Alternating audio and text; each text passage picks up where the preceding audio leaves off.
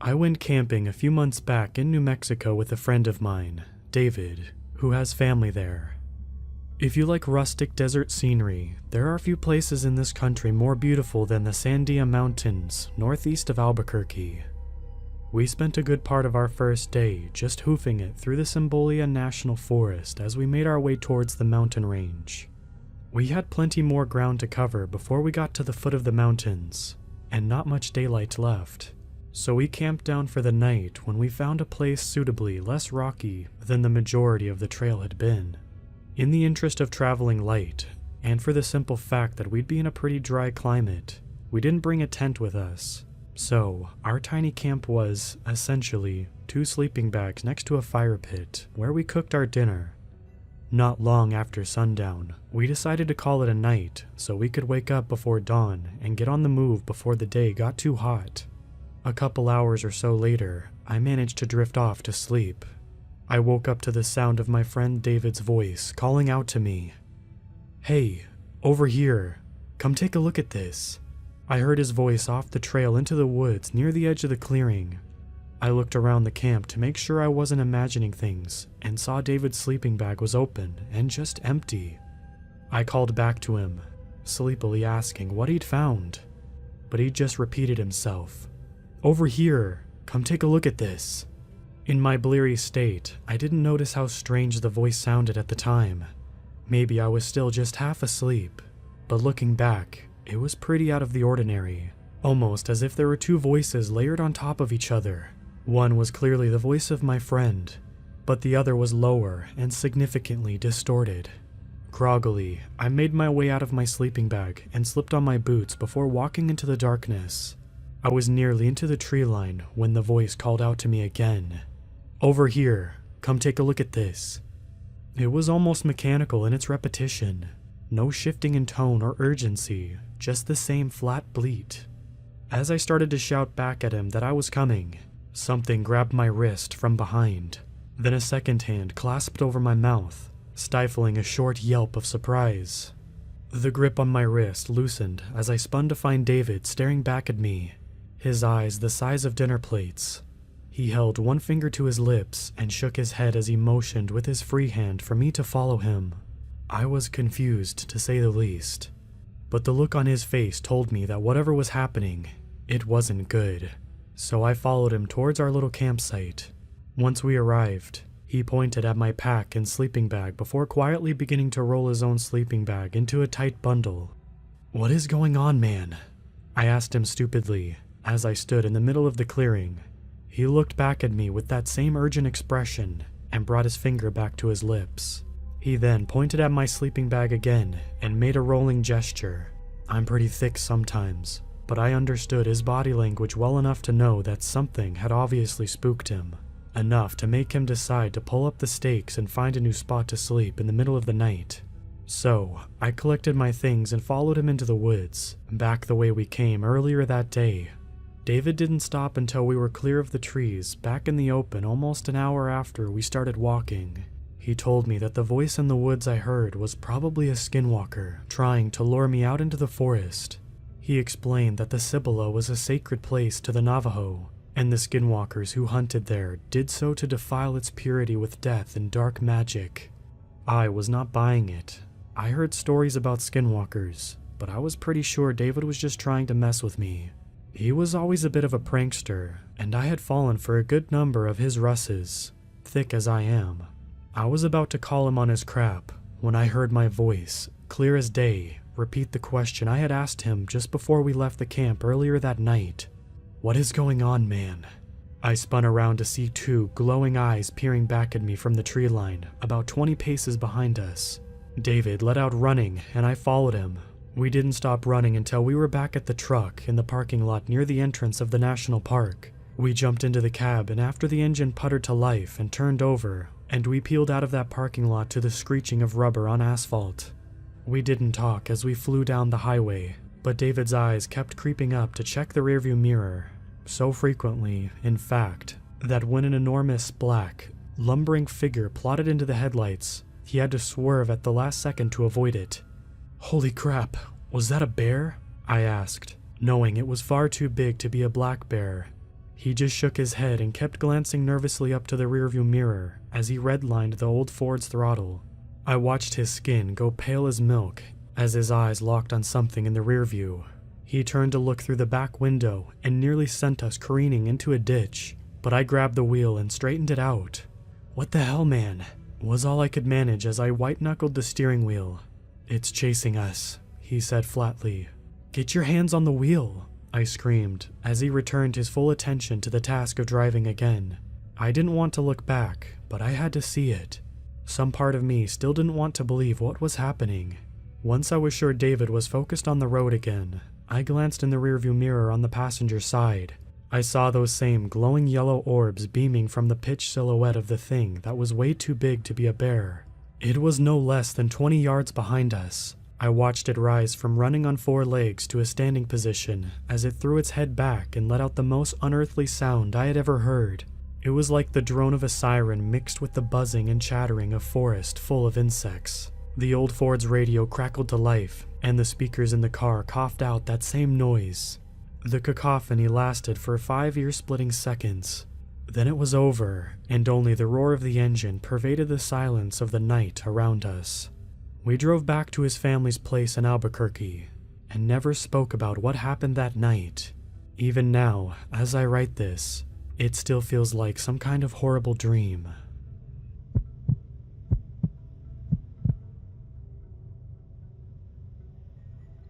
When I was in my 20s, I took a job as a park ranger at a state park. It was the perfect job for me at the time. I loved working outdoors. Every day presented new challenges, and I got to work alone. On days when I'd get my work done early, I would find a beautiful spot somewhere in the park and just read or listen to music. It was therapeutic. I had just gone through a tough year. School wiped me out, and I had just broken up with my long-term girlfriend. I needed an escape, and the park provided it. While working during the day was amazing, the night shift at the park wasn't as relaxing. Do you know how uncomfortable the night can make even the most comfortable spaces in your house feel? Well, the pitch black of Mother Nature is like that feeling on steroids. The absolute worst place to sit during the night shift was the North End Watchtower. Everyone who worked there called it the Centennial, because it was massive and looked out across the whole forest that made up the park.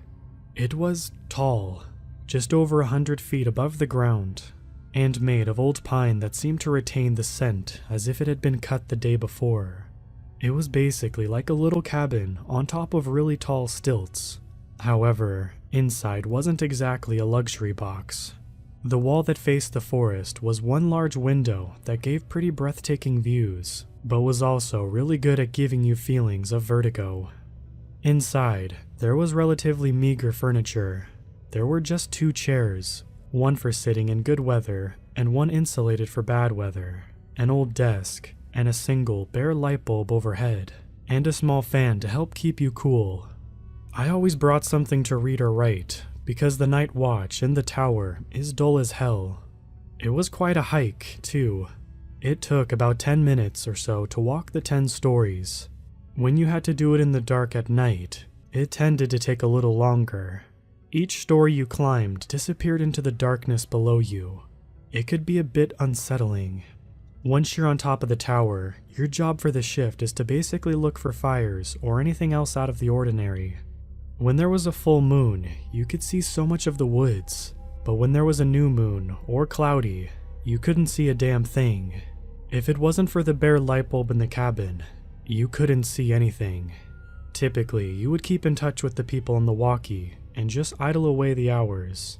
I'm not gonna sit here and tell you I never dozed off for a while, but if you had come to visit me on some nights, I might have had sleep creases on my face.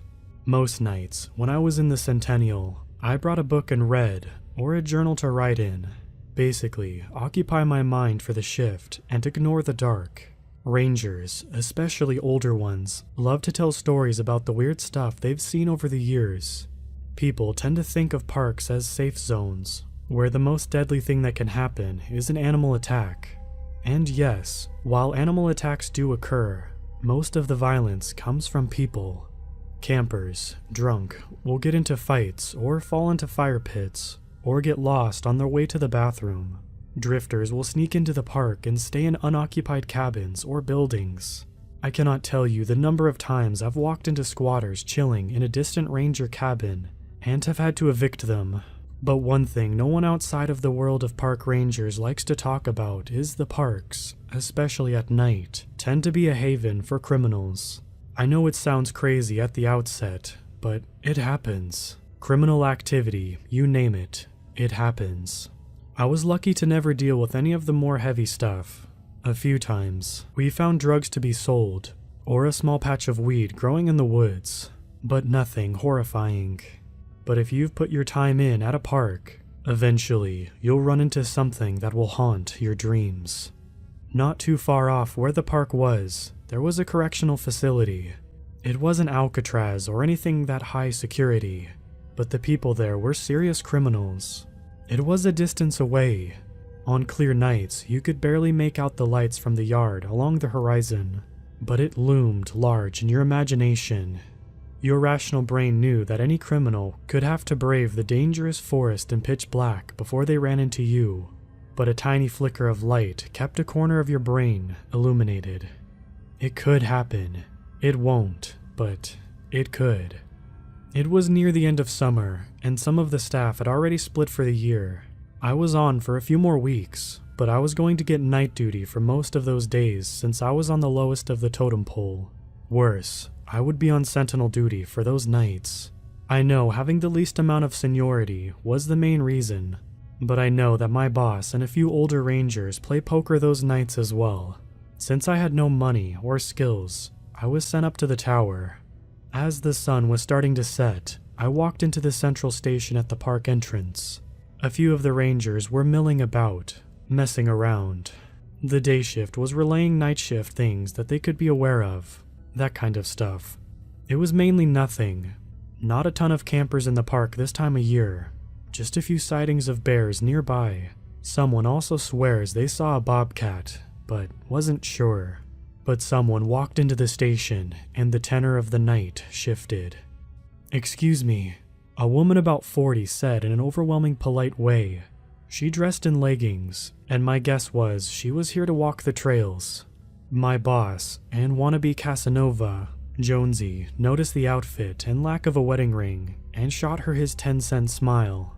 "Welcome to the state park. How can I help you today?"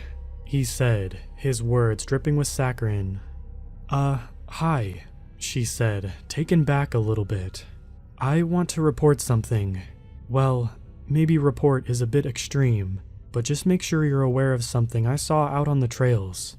"Sure, what did you see?" She shifted her weight, a little uneasy it seemed. I clocked in and thought it was a little unusual. Sometimes when people see a bear or a bobcat, two things that had been spotted recently, they might have their adrenaline pumping and be a bit jittery, but that wasn't it. This sounds crazy, but I think I saw something stalking me out in the woods." "I'm sorry to hear that. Probably gave you a bit of a spook," Jonesy said. "We've had a few bear and bobcat sightings lately." "No," she said definitively. "It wasn't a bear or a bobcat. I think it was a person." "What trail?" "Sandalwood Loop B, I think it's called. That's not that far off from a few campgrounds and fishing cabins. They didn't look like a camper." Everyone in the cabin had stopped talking and turned their attention to the woman. She noticed, and you could see the red rush to her cheeks. "What did they look like?" They looked shadowy," she said, "like they were afraid of the sun or something." "And they were following you?" "I caught something in the corner of my eye, around the last turn of the loop. I just stopped and pretended to stretch, and I saw something in the woods just off the trail. They were hiding behind a tree, eyeballing me." "Jesus," Jonesy said. "I'm sorry that happened to you." "Thank you," she said, her voice going soft. They followed me until I got to the end of the loop. I started running and lost sight of them." Jonesy turned back to the two older rangers and told them to hop in a gator cart and go check out the woods for anything. He told them to keep their walkies on and their sidearm just in case. They left in a flash, and Jonesy turned his attention to the woman. "Can you tell me anything that might help? Did they have any kind of identifiable clothes? Did they speak to you?" She interrupted. "They made noises." "Noises?" Jonesy asked, slightly confused. "Yes, a few. They made kind of a chittering noise. A faint, yelling kind of sound." "Possibly cicadas," another ranger said. "A group of them can scare the fur off a cat." "Maybe. I don't know. They also whistled, but not like they were whistling at me. It's like they were trying to blend in with nature." "Can you describe the noise?" She whistled something that I knew right away. "That sounds like a wood thrush." "How do you know that?" Jonesy said, not being able to help himself. "My grandpa was an avid birder." He turned his attention back to the woman. "Do you want to file a police report, or—" No, she said quickly. "I don't even have that much information. I was just scared and wanted to let you know just in case." "Are you sure?" "Yes," she said. "I don't think anyone else was on the trail after me, but I didn't feel right not telling you. I'm so sorry that happened to you here. The park is supposed to be a place to relax." She laughed nervously. Jonesy shot her a calming smile. "Here's my card," he said, handing her one. "If you change your mind, please call me." She pocketed it and nodded. She turned to leave and then stopped. She turned back and after a brief pause said, "Something else that's weird. I saw this thing on both sides of the trail." "He crossed behind you?" "I didn't notice him doing that, but he must have, because I saw him on both sides." "Unless there was more than one of them," I said, instantly regretting it. Jonesy turned and gave me a "Jesus, dude" look, and I clammed up. "Do you need someone to escort you to your car, ma'am?" "No, I'm right out there. Thanks, though," she said as she walked out the door. We heard her motor away a few moments later.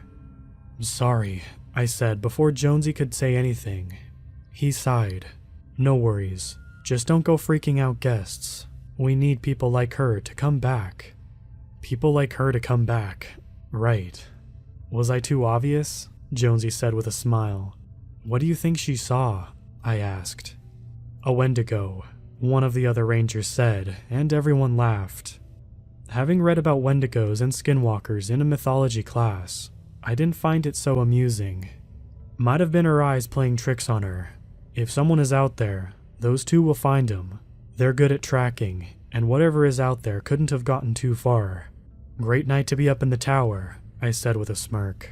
"It's probably the safest place to be," Jonesy said. "No one climbs 10 stories if they don't have to." I hung around for about another half hour or so to see what came of the trackers. They came back and said there wasn't anything around the Sandalwood Loop, no footprints of anything they saw. Granted, the leaves had started to fall, so it was hard to see anything on the ground, but I trusted their tracking skills. Not gonna lie, even with those guys coming back empty-handed, I was still a bit nervous about the shift. Jonesy was right, though. No one climbs stairs unless they have to. This was still America, after all. Laziness always wins. Also, there was nothing in the cabin above the trees except me, a book, and a journal. Nothing worth making the journey. As the sun slid behind the horizon, I started to trek to the Centennial. When I got to the platform at the bottom, something caught my eye. The tower base is lousy, with stickers, tags, and names carved into pine. Usually, it's Joe plus Jane forever, or something along those lines. But what had been freshly cut was a bit different. It was a pair of eyes. Had the earlier events not happened, I probably wouldn't have even noticed the eyes. I chalked it up to my mind, already being primed to see some spooky stuff. I assumed it had been some kids earlier, or some older rangers looking to give me a scare. Whatever it was, I did a quick glance around me before I started up the stairs.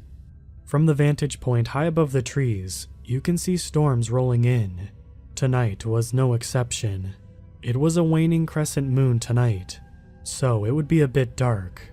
But those rain clouds made it pitch black. The only natural light I would see would be the occasional burst of lighting inside the clouds. The wind had picked up too. You could tell because there is a slight shift in the tower when the wind gusts. Not a lot, but just enough to notice.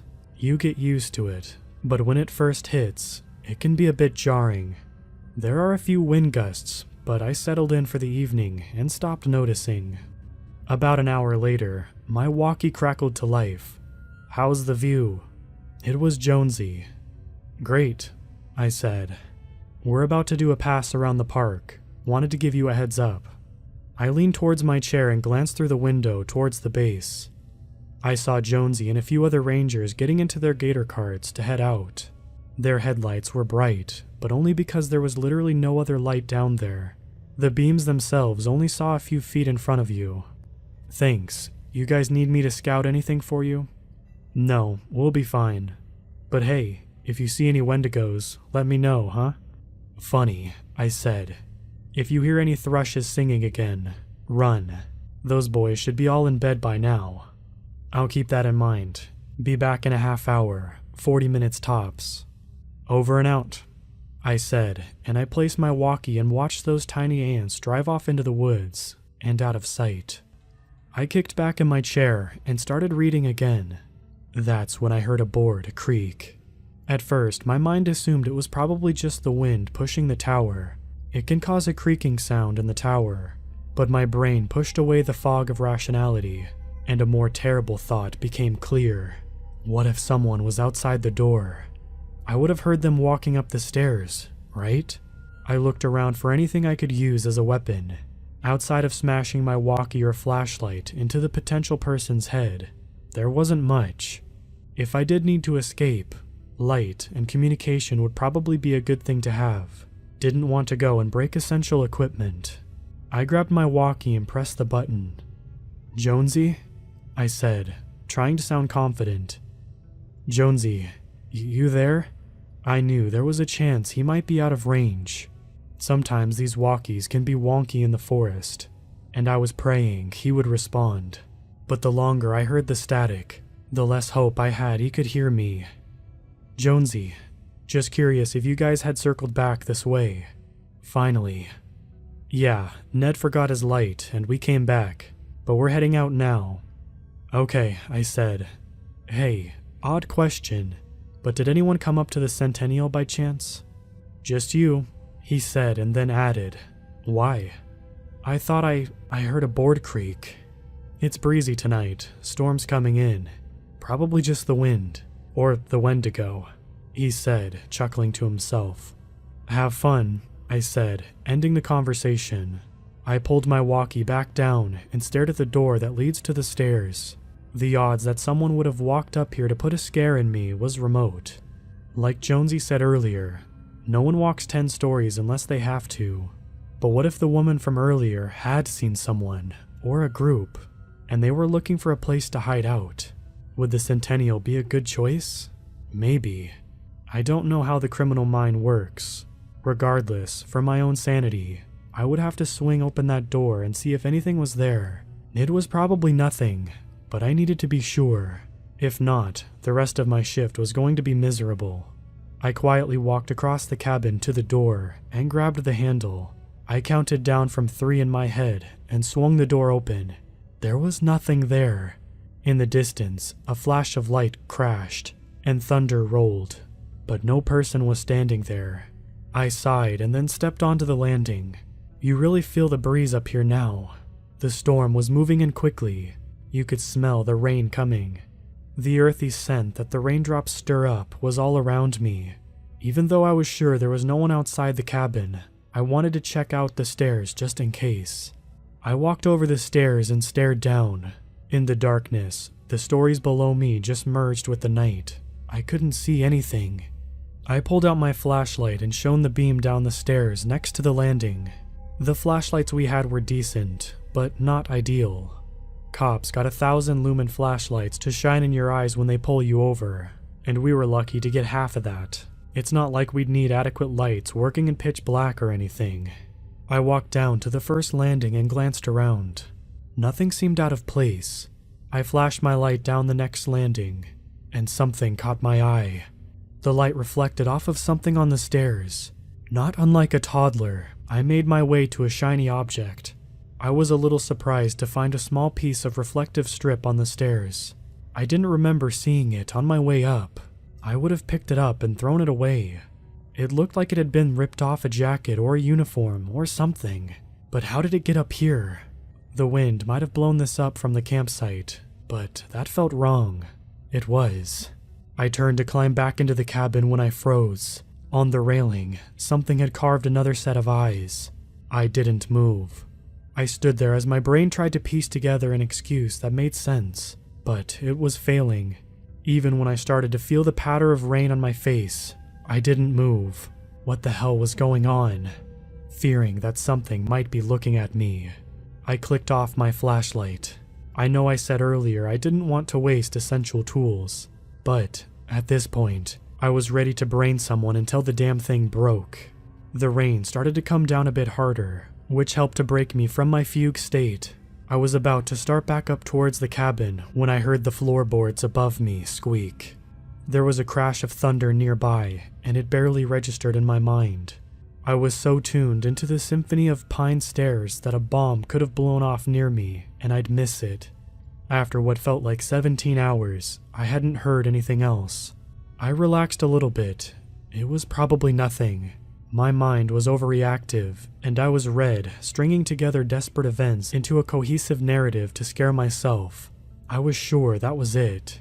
Then I heard something drag across the pine above me. It sounded like someone was gouging out the wood. I didn't know what to do. My legs felt like jello. I wanted to go streaming down the stairs, but I was afraid I would make too much noise. Plus, the idea of running down 8 stories of now wet steps didn't sound ideal.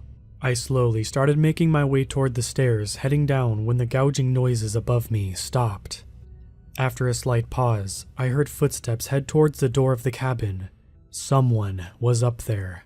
I was sure of it. But what they wanted to do, well, I didn't want to think about that. I slowly started down the stairs, careful to not let any of them squeak underneath me. I kept my flashlight off and descended into the darkness. I reached for where my walkie should be and cursed to myself when I realized I had left it up there. As if on cue, I heard the cabin door swing back open and heard an object crashing through the trees towards the ground. As it passed me, I heard the familiar static of the walkie. Whatever was in the cabin had just tossed my only lifeline to the outside world. Well, that wasn't good. I hastened my trip down the stairs. As I rounded the landing for the 6th story, I suddenly heard the familiar call of a wood thrush 3 landings below me. Only the thrushes were gone at this time of night. This was a person. He made the noise again, and it clicked as to why they would give their position up. He was signaling to the person above me. He was letting him know where I was. 1 above, 1 below. I was trapped. Above me, I heard someone start down the steps. They moved slow and steady, deliberate. Whoever was up there was coming down to me, and I had nowhere to go. I thought about jumping down and tried to grab a branch on the way, but I knew that would end poorly for me in the best of scenarios, and deadly in worse. They rounded down the 2nd story. I was running out of time for a plan. I could rush down the stairs and try to bull rush whatever was down there, but the rain was coming down harder now, and we could slip and fall off the tower. The only thing I had going for me was the darkness. I had the only light, and the outside of the occasional lightning flash. It was dark as hell. It would cloak me if I had a spot to hide. As I rounded the landing above me, I made a decision that, looking back, was one of the wildest things I ever done in my life. I wake up some nights gasping for breath because I dreamed about doing this. The instinct to survive is so deeply ingrained into our animal brain that I suppressed all of the fear I would usually have and just acted. As quietly as I could, I climbed over the handrail and just hung off the side of the stairs. My feet felt for the handrail on the landing below to help steady me, but my toes just grazed against the wood. I couldn't reach them. My arms started burning as I held my weight. I clawed into the wood with my hands, hoping my nails digging into the pine would counteract my wet palms. I closed my eyes, partially to shut out the pain of my arms and partially because I was afraid of the whites of my eyes would get noticed. I heard the footsteps turn the corner and start coming down the stairs right next to me. I held my breath. My arms were burning and I was so afraid I would lose my grip. The person took the steps one at a time, slow as possible. They were looking for me on the landing, but didn't see me. Suddenly, whatever it was started chittering in the darkness. A few seconds later, the wood thrush called back. The footsteps stopped coming down the stairs and started going back up. No, no. In a flash, a solution came to me. I used my right foot to kick off my left boot. Suddenly, I was glad I didn't take Jonesy's advice to keep the laces as tight as a drum. I kicked my boot off onto the landing below me, and they landed with a heavy crash. The footsteps stopped going up the stairs. I freed my other boot, and it crashed down next to their partner on the landing.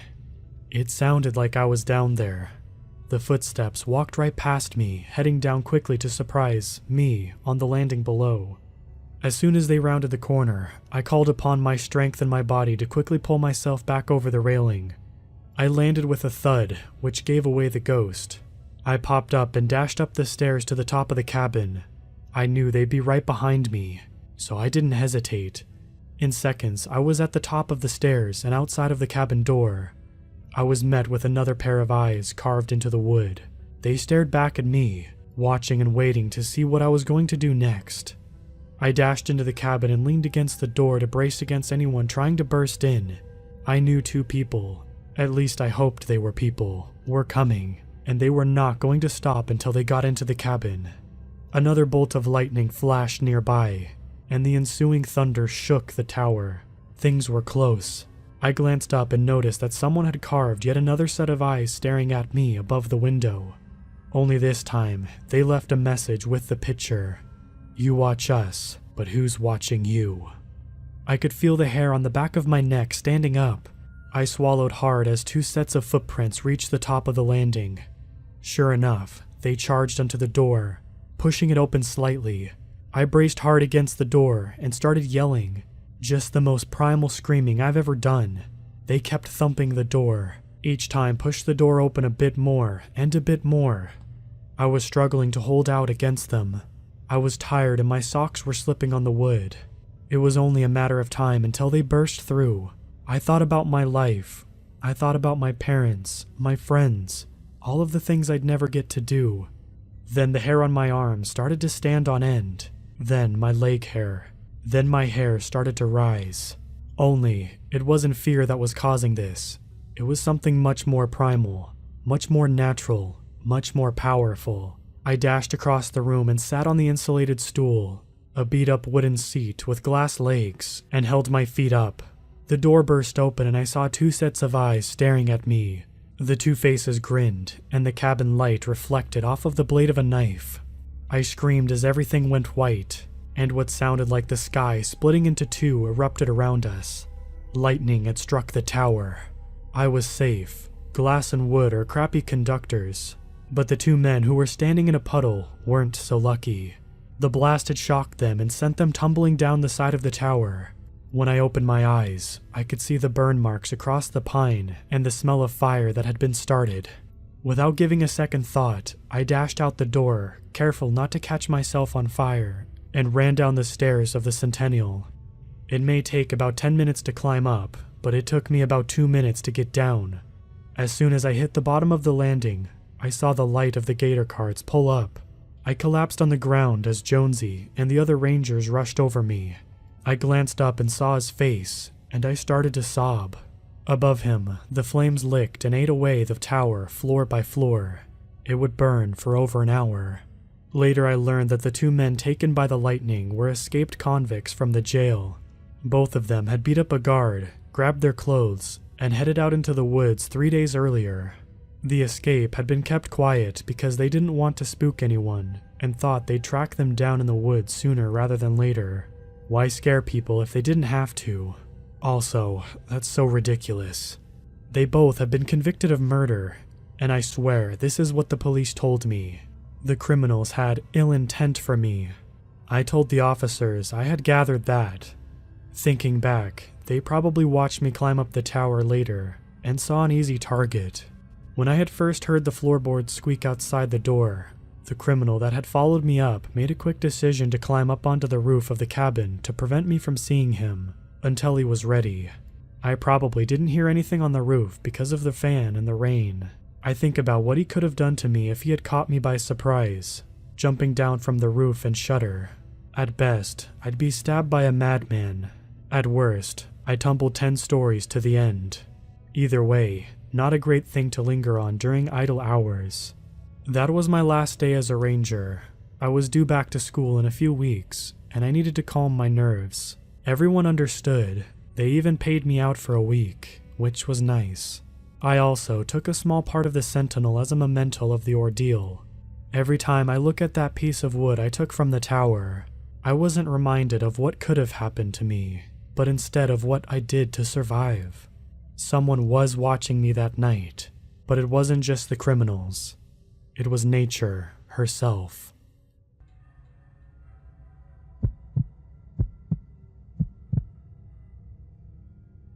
This incident was the most terrifying experience of my life.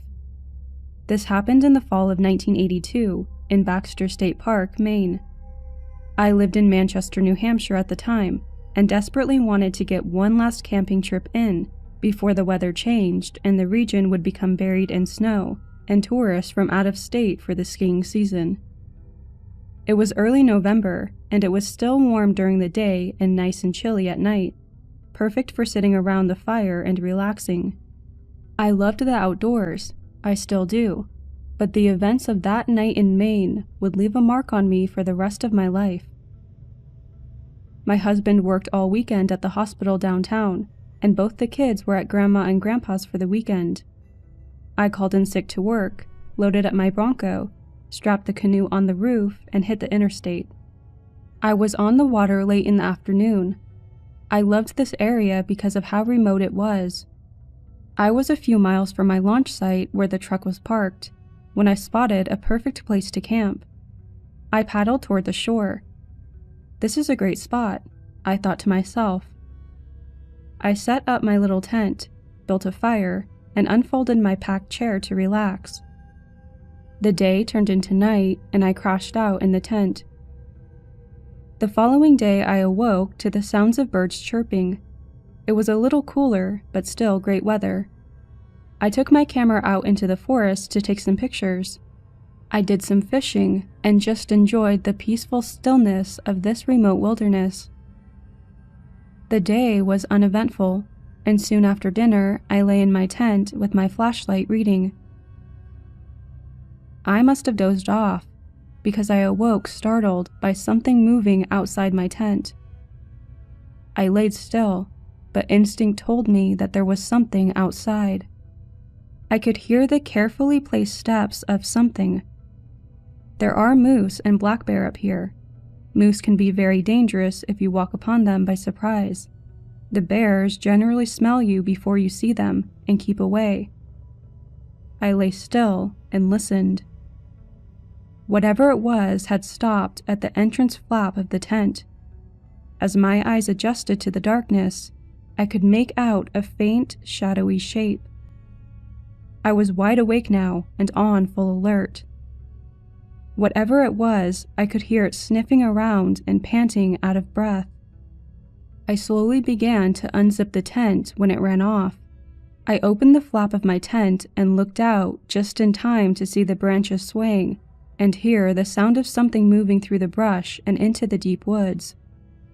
The sound of its steps told me one important thing. It was on 2 legs. That couldn't be right. I hadn't seen any other people since entering the park and leaving my truck at the trailhead. The tourist season for leaf peepers had passed, and even so, someone could only reach this location by the waterway. I suppose someone could be out here, someone I hadn't seen or heard until they came sniffing and snorting around my campsite in the middle of the night. I guess it was possible. As the sun rose, I ate my breakfast but remained on guard. I couldn't shake the feeling of being watched. I felt a presence in the forest, someone or something, just out of sight. I kept a .45 revolver when I camped out here in the North Woods. I wasn't concerned about the wildlife so much as the weirdos you might run across. In my experience, the scariest thing you can come across when you're alone in the deep woods is another human. I couldn't be sure if someone were out there, but the paranoia had begun to take hold. It was dark now, and I was inside my tent. I kept the revolver close and my boots on. I was done playing games. I sure didn't plan on shooting anyone, but I was sure to show them I was no easy target. I sat up quickly. I must have fallen asleep again, because I was startled awake by movement all around the tent. The shadows everywhere, on all sides, in all directions. I could hear sniffing and snorting, low growls and raspy breathing. What is happening? I thought in a panic. It didn't sound like people, but the height of the shadows cast against the flaps of the tent in the moonlight revealed prominent, upright figures. There must have been 5 or maybe 6 on all sides. Fear shook me as I made the realization I was surrounded. The low growling started. It was answered back on the other side and all around me. Low, deliberate growling. Were these coyotes? Were the massive shadows just the light playing tricks on me? The growling increased in pitch and intensified, and I knew an attack was imminent. I pulled my revolver and fired straight up into the air. The next moments were a complete blur. I charged through the tent with just the clothes on my back, my .45, and the truck keys in my pocket. I bolted straight for the canoe and muscled it into the water. I jumped in and began paddling. I never looked back until I got far enough from the shore. I should have never looked back. They were standing completely still on the riverbank, their bodies crouched down with heads low, eyes reflecting in the moonlight. They looked like giant coyotes, or maybe even wolves, 6 in total. I was transfixed by what I was seeing. I had never seen a coyote this large. As I sat in the safety of my little canoe, studying these creatures, they did something that I will never forget. They began to stand up on their hind legs. Each one would slowly raise up on 2 legs. I couldn't believe what I was seeing. They all stood like men. These things, these creatures that had almost ambushed me. I turned and furiously paddled as the howling rang out behind me. I haven't been in the forest since.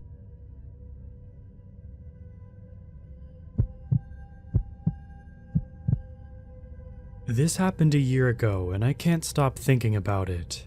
No matter how hard I try in quiet times, my mind goes back to that night. The night I found out you really should be frightened of the dark. My sister lives in a backwater town, a bit of a drive away. I hadn't gone to see her in such a long while. I decided to use my week vacation to drop by. I was bringing over gifts and clothing I had grown out of for her. She's a fantastic cook. Spending a week having some good home-cooked meals and no reliable internet was just what I needed. I packed up and got on the road pretty excited for my week away. But I had been so busy tying up loose ends for my trip, I got going very late in the day. The sun was already setting by the time I got on the highway. She knew I was going to get in late. I might arrive by 11 a.m., and I would call her when I was getting close and she could greet me by the door. I found myself on a dark highway surrounded by farmland for miles. When it wasn't farmland, the highway was cut through dense trees. While I was driving, I saw something I never thought I would. Something that made me pull over. Speeding along, I saw a figure walking along the side of the road, my headlights reflecting off the white sweater they were wearing. It was a small figure, so I felt safe stopping and at least looking to see if they needed help. My entire life, I had never seen someone just walking along the side of the highway. I hadn't seen a house for a long time, or a car that had been pulled over. I had no idea where the person came from or where they were trying to go. I stopped my car and got out to get a good look at the person in the dark. They had also stopped when I pulled out in front of them. I lifted my hand and gave a weak wave, and got one back. "Do you need help?" I called out and waited. When I didn't hear anything, I started to walk towards them. It wasn't a good idea for a short woman like myself to approach a stranger on the side of the road. It could be an ambush, but my brain wasn't thinking about that. I was concerned because the figure was clearly a child. When I got close enough to see, I could tell that he couldn't be older than 13. I was guessing it was a boy, but it was hard to tell with the baggy clothing and shoulder-length wavy hair. White wavy hair. I had my cell phone out and using the flashlight function on it to see if the boy was hurt. I stopped a few steps away from him, and he looked up at me. One side of his face was covered by his hair. One red eye looked back at me. I froze in fear for a half second, but mentally berated myself for such a reaction. The boy's hair now made sense. He was albino. I never personally met someone with this condition, but I had seen photos. "Would it be possible to get a lift to the next town over?" The boy asked in such a low, soft voice, even standing as close as I was, I could barely hear him. "Of course. Why are you on the side of the road, sweetie?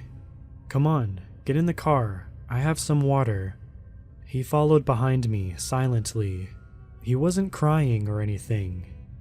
And the odd thing was, he wasn't wearing any shoes either. It was just so strange. I had to call the police. I knew that, but I wanted to make sure he was alright first. He climbed into the passenger seat so I could see him more clearly. He was so pale, his skin almost looked silver. He looked so small and frail, he would have no chance with someone with bad intentions. I gave him a bottle of water and let him drink it before asking more questions. "What's your name?" I asked. "I'm Nikki." I added my name in, thinking that he would be more comfortable if he knew it. "Ellie." Again, he spoke so softly I could barely hear him. I at least got a name out of him. I needed some more answers, though. "What were you doing on the side of the road?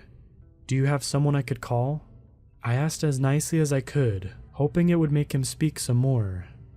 "I'm heading to the next town to meet an acquaintance. He's an officer. I have no one you can contact. If it's possible, it would be nice to get a ride to the police station. But please do not go out of your way for myself." At least the kid was polite. I debated on what I should do. He wasn't injured and he wanted to be taken to the police. If that was the case, I could just drive him and not bother calling someone to pick him up. It really wouldn't be any trouble to myself. And he wasn't a threat to me either. He was so small, even if he pulled a weapon, I could swat it away. I decided to take him where he needed to go. "All right, I'll take you. Are you sure there isn't anyone I can call?" I asked once more. He only shook his head. Either the poor kid really didn't have any family, or he was running from them. At least he was on the way to some help, so I decided to not press the matter. I started up the car and put the directions on my phone to the police station he wanted, and we were on our way. The whole thing was a bit weird, but not supernatural weird. That came after. Ellie didn't talk while we drove. The poor kid must have been so exhausted from the walking, he nodded off. I was glad he trusted me enough to nap right beside me. I would send a message to my sister telling her I would be late.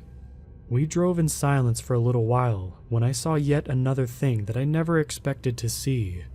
A car just sitting in the middle of the road. I saw it soon enough that I slowed down and stopped a few feet from it, just staring at the odd sight. We were on the highway, but it was the dead of night and I saw no cars. Plus, any cars coming from behind us would see both cars stop soon enough to brake safely. The car had the driver's side and passenger doors open. I sat on a strange angle, idling. When I reached to undo my seatbelt and get out to see what was going on, I felt a small hand on my arm, and it made me jump. "Keep driving." Ellie's voice was so stern it froze me in place. It was no longer the voice of the soft-spoken child I had heard before. But someone could be hurt. I stammered, not knowing how to react. "They're already gone." My mind couldn't process those words. I suddenly started to question who I let in my car and if I was safe. But my rational mind said that the car in the middle of the road was a trap. Once I got out, I could be dragged into the middle of the woods by whoever put the car there to start with. Movement made me pull my gaze away from Ellie and to the road. Out from the front of the car, a large dog came trotting out, staring at us. At first, I thought it was a breed of husky, but it took a few moments to realize my mistake. This wasn't a dog, but a wolf. I had never seen a wolf in person before. They were much bigger than I had ever thought. Its yellow eyes stared us down, waiting for us to react. Then another came from the trees. This whole thing was crazy. My mind couldn't put it together, the two facts of the car in the middle of the highway and the wolves wandering around it. Wolves weren't native to the area. Coyotes maybe, but not wolves. If the car was placed to ambush people, then why were the wolves in the area? I don't understand any of it. I understood less when the wolf by the car started to stand up.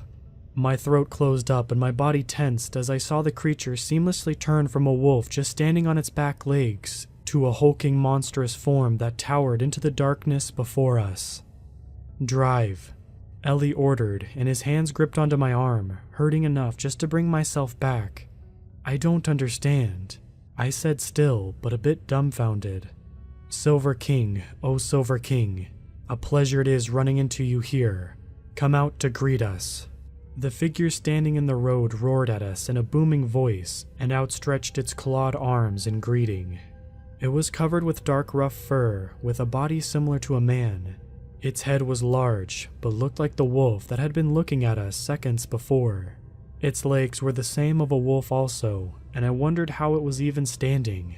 Behind it, a tail nearly half the size of its body moved back and forth. "Is that a werewolf?" I asked, the idea sounding completely insane. Monsters weren't real. They just weren't. I couldn't believe what I was seeing, but it was in front of me, standing there, beckoning us out. I looked over to Ellie, expecting him to disagree or even call me crazy, but I only saw a look on his face, saying not to ask him to say the ridiculous truth out loud. Before I could ask again, the creature outside spoke. "Come out.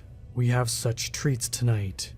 On its odd legs, it walked over to the idling parked car and easily ripped off the back door so it could reach in and bring something out. I froze when I saw he was holding a stuffed rabbit. A person had been inside of that car. My head started to swim and I felt sick. Again, my hand went to my seatbelt, even though I had no idea how I could help in any way. "I told you, they were already gone. Do not leave this car. I cannot protect you," Ellie warned in his gravely stern voice. "Didn't he just call you the Silver King? What's that about?" I demanded in a low hiss. "That is my title. I am the king of them, the king of everything born in the moonlight or the dark. And as I could easily take them, I cannot do so in order to protect a human. I am their king, not yours. So stay in the car." I couldn't help but stare silently at this helpless boy. He no longer looked like the weak, frail child I had picked up on the side of the road. He looked more frightening than the monster outside, but I couldn't help but trust him. His hand gripped into my arm one last time, then slowly pulled back. He was done warning me. If I got out, I would be taken. I may have already been taken if he hadn't picked me up. Those monsters, those werewolves could rip car doors off. I was idling and nothing was stopping them from dragging me out of the car to rip me apart. Nothing aside from who was sitting next to me, but I still felt like I couldn't just leave. I turned my attention to the dark beast still in the road, teeth gleaming in the moonlight, a cruel smile over what him and his pack had already done. Without a second thought, I got the car out of the park and slammed down on the gas. Ellie was jerked forward in his seat as my car sped forward, directly towards the monster in front of us. The thing could have jumped out of the way, but I think he wasn't expecting it and his reaction had been delayed. The car slammed into the werewolf, knocking him back. I expected more damage to both him and the car, but we got off pretty alright. That was until the car was in reverse and ran directly over the creature's legs, it howling in pain. It was not good for my junker of a car, but it was worse off for the wolf. I could only risk running it over once. I saw more of the wolves in the woods glaring at us. Slamming on the gas once more, we sped off, leaving the monster in the road. Even as I drove, I could see his legs were healing and snapping back into place. I doubted I did any lasting damage, but I was sure I hurt its pride. The others in the woods could have caught us before we got away, but my passenger must have scared them enough to stay away. We were silent for a long time as I drove along the empty road, listening to my car making grinding noises from time to time. "Was that stupid?" I asked finally. "Yes, but justified." I wanted to laugh. The whole night had just been so out there, I didn't know what else to do. But I held it in, thinking it would be in poor taste. Once my racing heart slowed down, I noticed I was going well over the speed limit. I thought to slow down, but would rather a ticket instead of those creatures catching up. Ellie didn't talk to me again until we arrived to the police station. "Are those things going to find me?" I asked slowly. "No, I doubt it. They're unaware of your relationship with me. If you had some future use and they got you, I would be very upset with them, and the creatures of the night do not wish to upset me." I sighed in relief, but it came too soon. "However, since you have encountered something like them, you are more likely to encounter something else you humans would call supernatural. You're almost guaranteed to be taken by a supernatural threat after surviving the first one. I am unsure when that shall happen. It could be when you're 100 or a week from now. Going by your luck, seeing as you came across myself and a pack of wolves in the same night, I think you don't have a long life." I should have been worried about my bleak outlook, but I couldn't help but want to laugh again by Ellie apparently being embarrassed calling them werewolves. I wonder why he disliked them so much. "Is there anything I can do about that?" I asked, hoping for a good answer. "Enjoy the life you have left. You humans could be gone at any second. You just so happen to know the most likely reason why you are to perish. I would suggest not to fear it. Just live the way you like." It wasn't the answer I was hoping for, but I would take it. My face fell trying to figure out what my life would be like from now on. How I would be able to live knowing that there was some things in the dark just waiting for me. Ellie noticed my face and let out a small sigh. He looked from me and the police station we were parked in front of. "You did do me a favor, so I will grant you one in return. If you come across something of the night, and if you have time to do so, tell them you are useful to the Silver King. However, you may only use my name once, and I do not promise that thing shall spare you. It only gives you a better chance of survival." I didn't know much about his world, but even I could tell that this was a huge favor he was giving me. I was thankful for it. Just dropping his name may give me a few more years to my life. He saved me twice that night, and all because I gave him a ride. "Thank you." I gave him a smile and watched as he got out of the car. I waited until he was on the steps of the police station out of habit. He could handle himself, but I still wanted to make sure he got inside safely.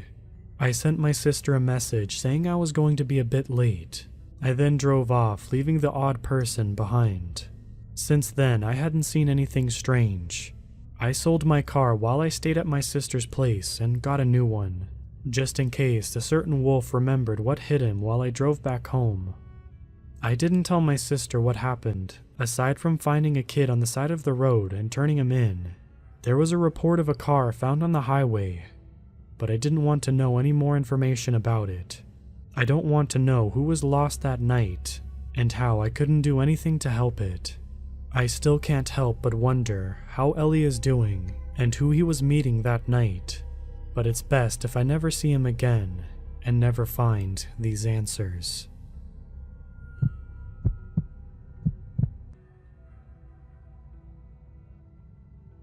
I live in a small town in central Alabama, and on nearly all sides, my town is surrounded by a forest. Growing up, I never thought anything of the forest. Many kids would play in it. We'd get our hands on BB guns and play war games. Some of my friends and I would build forts out there. Nothing about it ever scared me. That was until someone went missing. I was in 9th grade when it happened. The kid that went missing was in 6th grade. My town has a population of around 1,200, so there weren't many suspects that the police could go off of. The days of searching turned up nothing. After the 5th day, the search was called off, and the boy was declared missing. It was our little town's tragedy.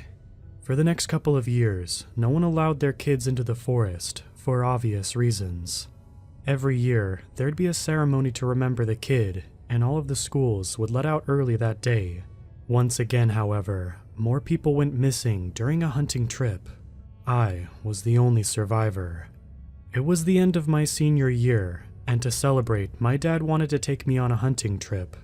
I was never really into hunting like he was, but I decided to tag along, since I didn't spend too much time with my dad.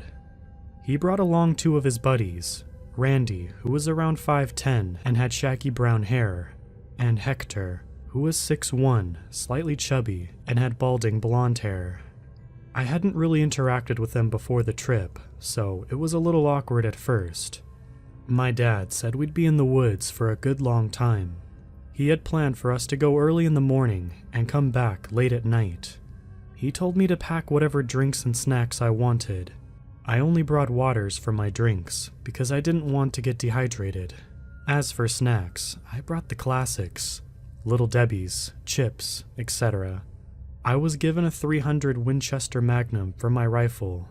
I'd shot guns before, so I wasn't worried about misfiring or missing my target. The day we were going, I was woken up at like 4 a.m. by Hector. He told me that my dad and Randy were just about ready. I got up and put the clothes that I had picked out for the day on. When I went out to the kitchen to grab my iced coffee out of the fridge, I saw my dad and his 2 friends outside smoking. I could hear them loudly laughing and talking about old times. I got my things ready, and after a couple of minutes of being awake, I stepped outside, with my bag over one arm and rifle over the other. "Hey there, buddy, ready to go?" my dad asked, tossing his cig on the walkway and grinding it with his shoe. "Sure am. I got everything I need." At the time, I was excited, just to hang out with the grown-ups and see what my dad got up to. We made our way to my dad's truck, where Randy and Hector decided to ride in the bed instead of using their own cars. I sat up front next to my dad, who was starting the truck when I climbed in. It was just barely starting to get to dawn. The sky still that deep early morning blue. The temperature was around 70 degrees Fahrenheit. The high that day would be around 87. Not too bad. As we drove to the hunting grounds, Hector and Randy got tossed around in the back because the roads in town were not very well maintained. "So how do you feel about going on this trip with your old man and my fellow idiots back there?" He gave a hearty chuckle. "I'm pretty excited. I'm glad you brought them along. They seem nice enough." "Yeah, I figured it would have been boring just the 2 of us. And hey, you hadn't really talked to them up to this point, so why not, you know?" The drive was about 10 minutes. Along the way, my dad and I had a nice chat about life and everything that had been going on in each other's lives. Meanwhile, Randy and Hector were arguing about who missed shots more often. It got kind of heated, and my dad slammed on the brakes, which tossed them into the cab. My dad busted out laughing when he did this, and the way he laughed made it seem like it was the funniest thing in the world. Randy and Hector did not share the same amusement. We made it to the hunting grounds, and another truck was already there. It had a thin layer of dirt over it, which anything around my town got if you didn't clean it regularly. We got out and grabbed our things before making our way down to the trail. My dad commented about some good spots to start with before we went deeper into the woods. We set up a spot about half a mile down the trail. Hector immediately, upon sitting down, pulled a drink out of his bag. He tossed one to me and to Randy. I instinctively caught it, but then I realized I shouldn't have and tried to hand it back. "Come on now, you can drink that. You're an adult now," Hector said. "I just don't really like it, but thank you for the offer." He shrugged and took it back. Randy accepted the offer for free booze and began to drink his rapidly. My dad got my attention quietly and pointed out towards the hill in the distance. It was hard to make out exactly what he was pointing at in the early morning light, but I'm sure it was a deer. "Ready to see the first one of the day, guys?" He got everyone's attention to try to show off how good a shot he was. However, right when he was about to pull the trigger, Randy slapped him in the back of the head. This caused him to miss aim and completely miss the deer, which ran away. Randy cackled like a madman afterwards, exclaiming about how it was payback for earlier. I'll admit it got a chuckle out of me as well. We waited at that spot a couple more minutes before moving on. When we got to the next spot, I thought I saw someone off in the woods, away from any trail. I pointed it out to my dad, who thought the person must be an idiot. Going off on the trails is a good way to get shot. Whoever it was seemed just slightly taller than the average person, but this wasn't really enough to make me nervous or anything like that. As everyone was setting up, the person vanished into a thicker area of trees and was gone from sight. I didn't think much of it. By this point in the trip, enough time had passed that the sun was now above the horizon and the lighting was much better. I managed to hit a deer, getting it. Everybody seemed happy that I was able to do it on my first try. But like I said, I wasn't that big into hunting, so I wasn't terribly excited. The morning passed peacefully. Every now and again I could catch glimpses of the dude moving throughout the trees. I never could get a good look at him because of how far away he was. It never crossed my mind that he might be following us. Another thing that never crossed my mind is that we never heard anyone else shooting, despite the fact that someone's truck was in the parking area. The day was fairly uneventful. We did the usual hunting things, like getting deer, comparing accuracies, and what have you. By around evening, I'd say we were about 6 or 7 miles into the hunting trail, and I was starting to get tired. I carried on, however, because I was having fun. We made it to the next spot, and when we got set up, we smelled rot. Now this didn't really catch our attention, because it's a hunting trail. Hector decided to look for the source of the rot. He said he wanted to move it away because it was foul. He wandered off where he believed it was coming from, and we paid little attention to where he was actually going. He never came back. After about 30 minutes of his absence, Randy noticed that he still hadn't returned, and the rot smell was still present. When we were alerted to this fact, we started to look for him, calling his name and leaving the trail. After a while of searching and walking around, we were lost. We couldn't remember which direction the trail was in. This resulted in an argument, which I was forced to break up, because it was the least productive thing we could be doing in that moment. When they stopped, my dad had the idea to try and listen for footsteps and follow whatever direction they were coming from. We all sat silent, and a realization made my stomach sink. There was no noise at all. No wind, no rustling leaves, no birds singing. Nothing. It was still and silent. I looked to the sky to see if there was an oncoming storm, but it was clear. We did hear footsteps after a couple of silent seconds. They were coming from a thicker part of the forest. By this point, it was becoming increasingly dark, so Randy pulled out his flashlight and turned it on. We made our way into the thicker part of the forest. We walked together so no one else would get lost. While looking around, I bumped into something wet. I was stunned, thinking that it must be tree sap, but when I heard Randy scream, I was plunged into fear. I slowly turned to look at what I had bumped into. When I laid eyes upon it, I proceeded to throw up the cheap snacks I had eaten earlier. It was skin strung up between 2 trees. Based on the face, I could tell it was Hector. My mind was flooded with thoughts. My dad told us that we needed to get out of the forest now. My dad reasoned where to go based on the direction the sun had set. Randy and I followed him out of desperation, not having any better ideas ourselves. We were swiftly moving through the trees, trying to get out as fast as possible. Occasionally, a branch would snag my clothes or hit me in the face. I heard Randy scream from behind me, and when I turned around, something that was around 8 feet tall had picked him up and was taking him away. My dad pulled out his rifle and opened fire. The noise that thing made still haunts my dreams. It was a mixture between several different animals screaming. When it turned around, I was able to get a good look at it. It had one eye in its head, and that was the only thing it had on its face. As far as proportions, its arms seemed longer than its body, although it was slouched over.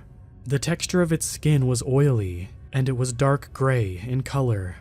It rushed towards my dad at a blinding speed and grabbed him in front of me. It had dropped Randy, who was unconscious.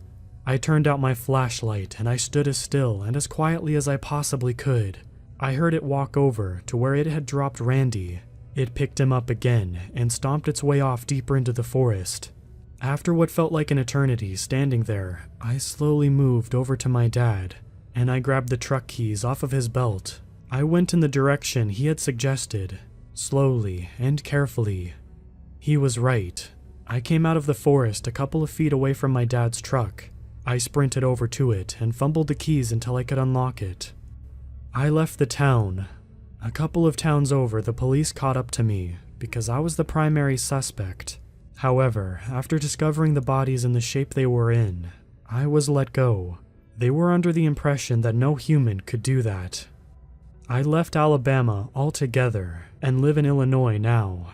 To this day, I still wonder if that thing is still out there, preying on hunters unfortunate enough to get lost into the forest. For the sake of everyone there, I desperately hope not.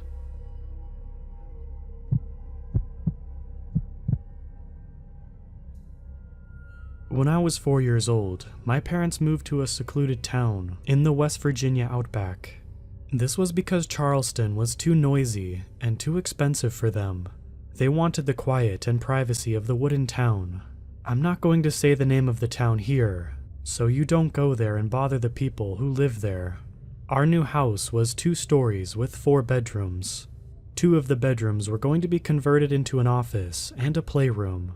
My parents both worked at home, so an office space for them was going to be very useful, and the playroom was for me to have all my toys and not to bother to clean them up when I was done. I loved our house. There was nothing wrong with it, and in fact, it was the only place where I ever felt safe in that town. I started going to school at the normal age, and there weren't many other people, so making friends was easy, and by the time I was in 6th grade, I was friends with everybody at school. I started to dislike the town around age 12. Anytime I would walk to the bus stop in the morning, something always felt off. Sometimes the air was unnaturally still, despite the lack of an approaching storm. Sometimes the unusual bird songs would be present. Nothing ever felt quite right. I usually woke up for school around 6 a.m., just to take a shower and then play on my DS before I had to go to school. My bus would arrive around 8:15, so I liked the extra time to myself. One day, however, I lost track of time, and I realized I missed the bus. School started at 9 a.m., so no big deal. It wouldn't take too long for me to walk there. It was only a mile away. When I left the house that day, I once again felt the unease that I usually would whenever waiting for the bus in the morning. I brushed it off and began to walk. I distinctly remember it being silent and still that day. Although the town was tiny, you'd usually see people driving at this time in the morning, but the roads were empty, not even any kids walking to school. The walk felt like it took an eternity. It felt like something had been watching me that day. Even when I was in school, I decided to sit away from the windows that day. That didn't help shake the feeling though. After class was over, I was waiting outside the school for my bus to arrive. I knew that something was watching me. It wasn't just a feeling anymore. It's like my mind was screaming at me to run, that whatever it was getting closer. Just then, I saw it, As one of the buses passed, I saw something that definitely wasn't human on the bus. Its skin was pitch black, it had white dots as eyes, and it watched me through the back window as the bus drove off. I was frozen with fear. I was snapped back into reality when the bus driver hollered at me to get on. That night, I couldn't sleep. I could only think about what I saw on that bus. In the morning, I decided to tell my parents that I felt sick and I didn't want to go to school. They gave me a look like they knew I was lying, but they let me stay home anyways, since I had all A's. All day, all I could think about was that thing. However, I didn't see it again until a few years later. It was late December and the last day of school before Christmas break, and in all of my classes, we just watched movies. I sat near a window and looked out at the falling snow, and saw it, about 10 feet away from the window, staring at me. All of a sudden, I remember what I had seen a couple years ago. I don't know how long I stared, but after what seemed like an eternity, it turned and walked away into the snow. I got a better look this time. Its arms were nearly to the ground. Its legs were always bent. It had a very noticeable slouch, and it was, I guess, 7 or 8 feet tall. I was terrified when I got home that day. My mind raced with questions. What was it? Why was it following me? When I walked through the doors that day, my mom immediately hugged me and made sure I was okay. I was extremely confused, and when I asked what was going on, they showed me what had been talked about on the local news. A 13-year-old kid had been found on a small road in the town. He had been mauled by something, although they didn't show any pictures for obvious reasons. Police say it was most likely a bear. When I heard this, my stomach sank. I immediately jumped to the thought it was whatever had been watching me that day. My mom must have seen my pale face, because she reassured me that everything was fine and the police would deal with it properly. I wanted to believe her, but I just couldn't.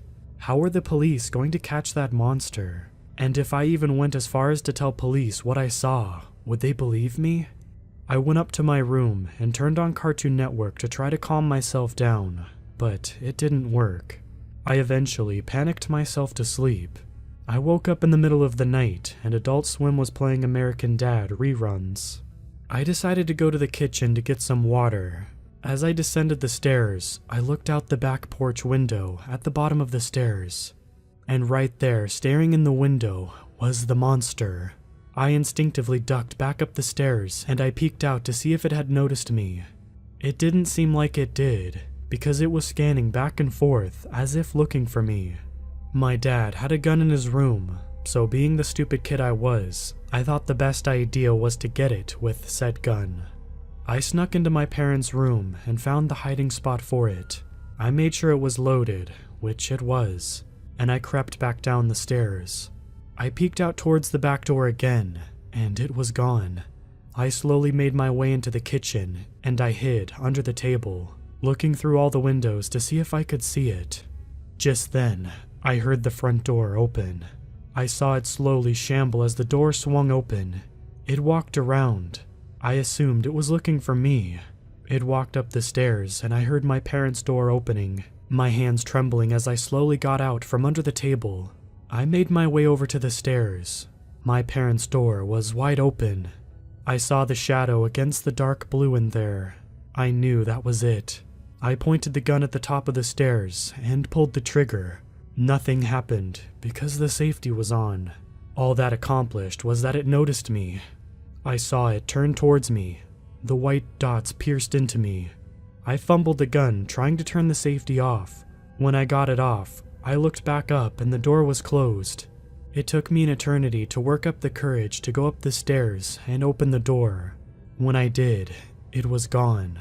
I nearly collapsed when I saw what it had done to my parents. I'll spare the details here, because they still haunt me to this day. In short, it looked like a bear attack. I was only 16 at the time and had no job. I didn't want to be put in foster care and then become homeless, but I had no other choice other than to call the police. When they arrived, they asked me questions because they found me clenching a gun in my parents' room. They ruled me out as a suspect, and like I guessed, sent me to the foster care system. Luckily, I was adopted by people who only wanted older kids so they could give them a nice home. That was only 4 years ago, so the memories are still fresh in my head. I live in South Carolina now because my new family wanted to move me away from the place that was giving me so many bad memories. I can't ever thank them enough for taking me in. I haven't seen that thing since that day. I hope that by this point someone was able to get it. If not, well, we all know the answer to that.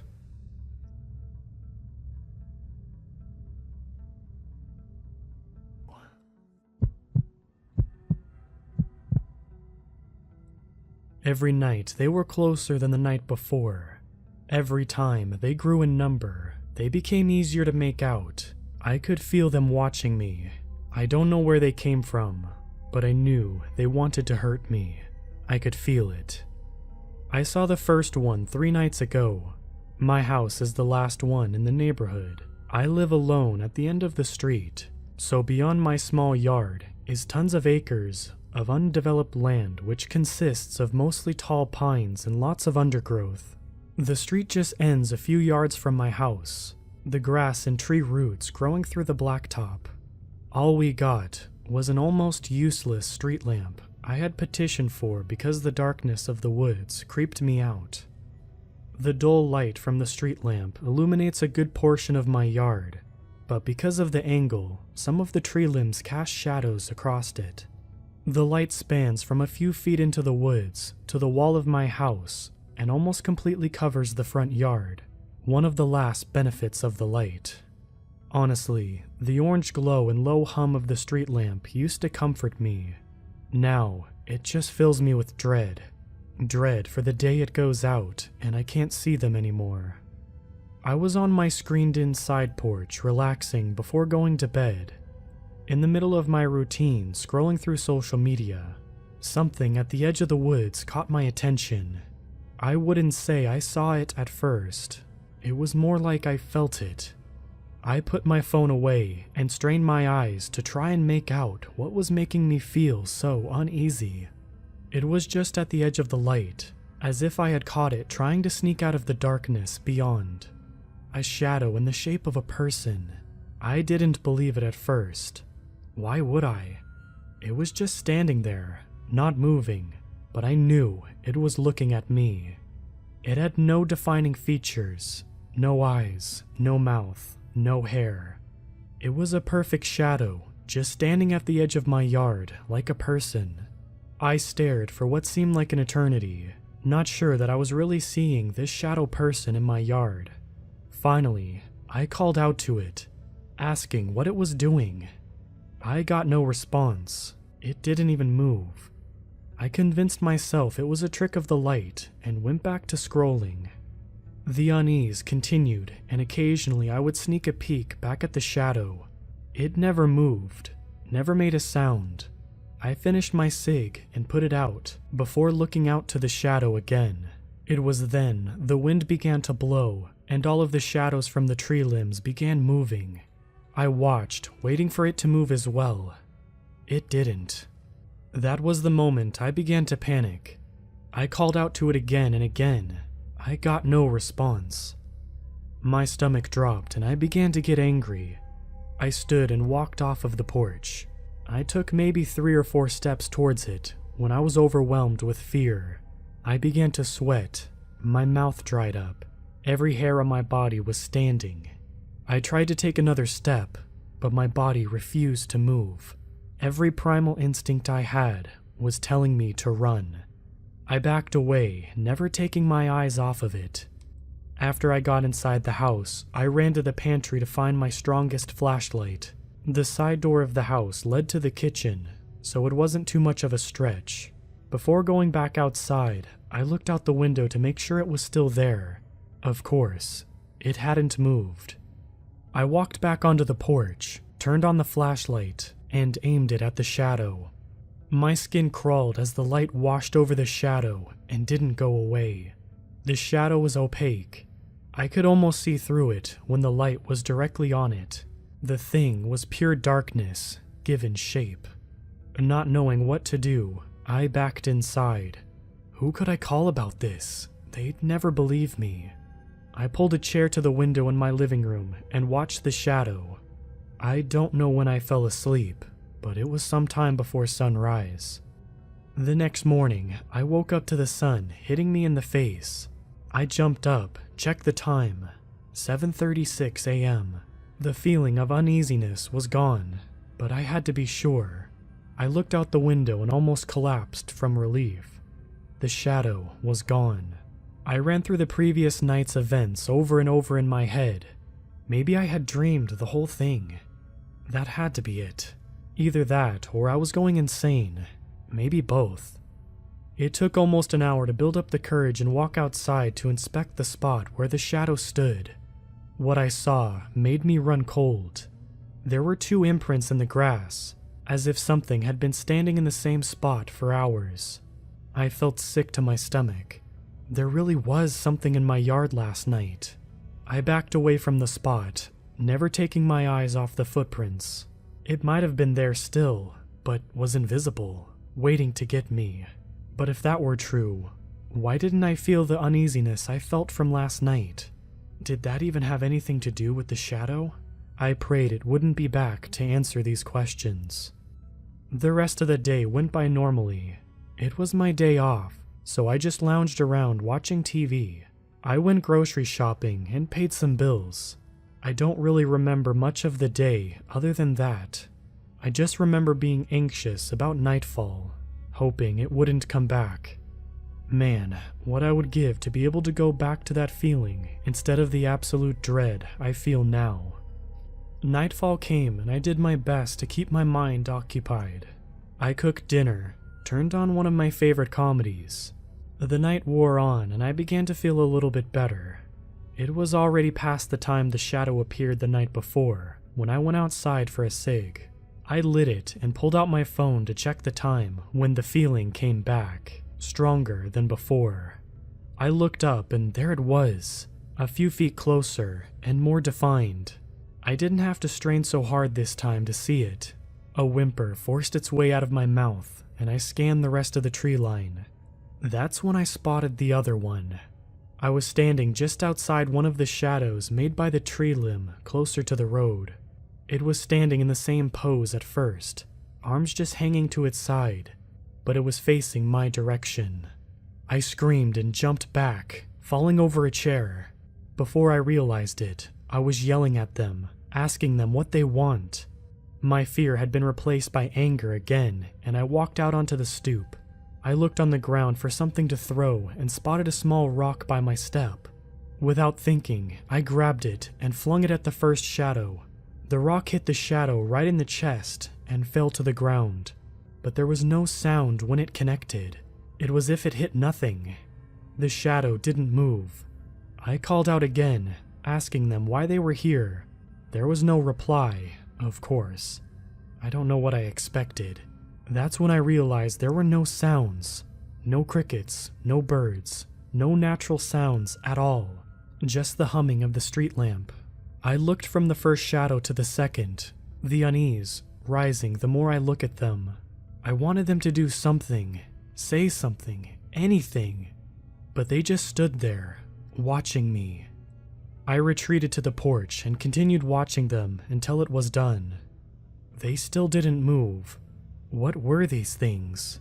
Why did they fill me with so much dread? I thought again about who I could tell about them that wouldn't send me to an asylum. I don't really have any friends, and my family lives hours away.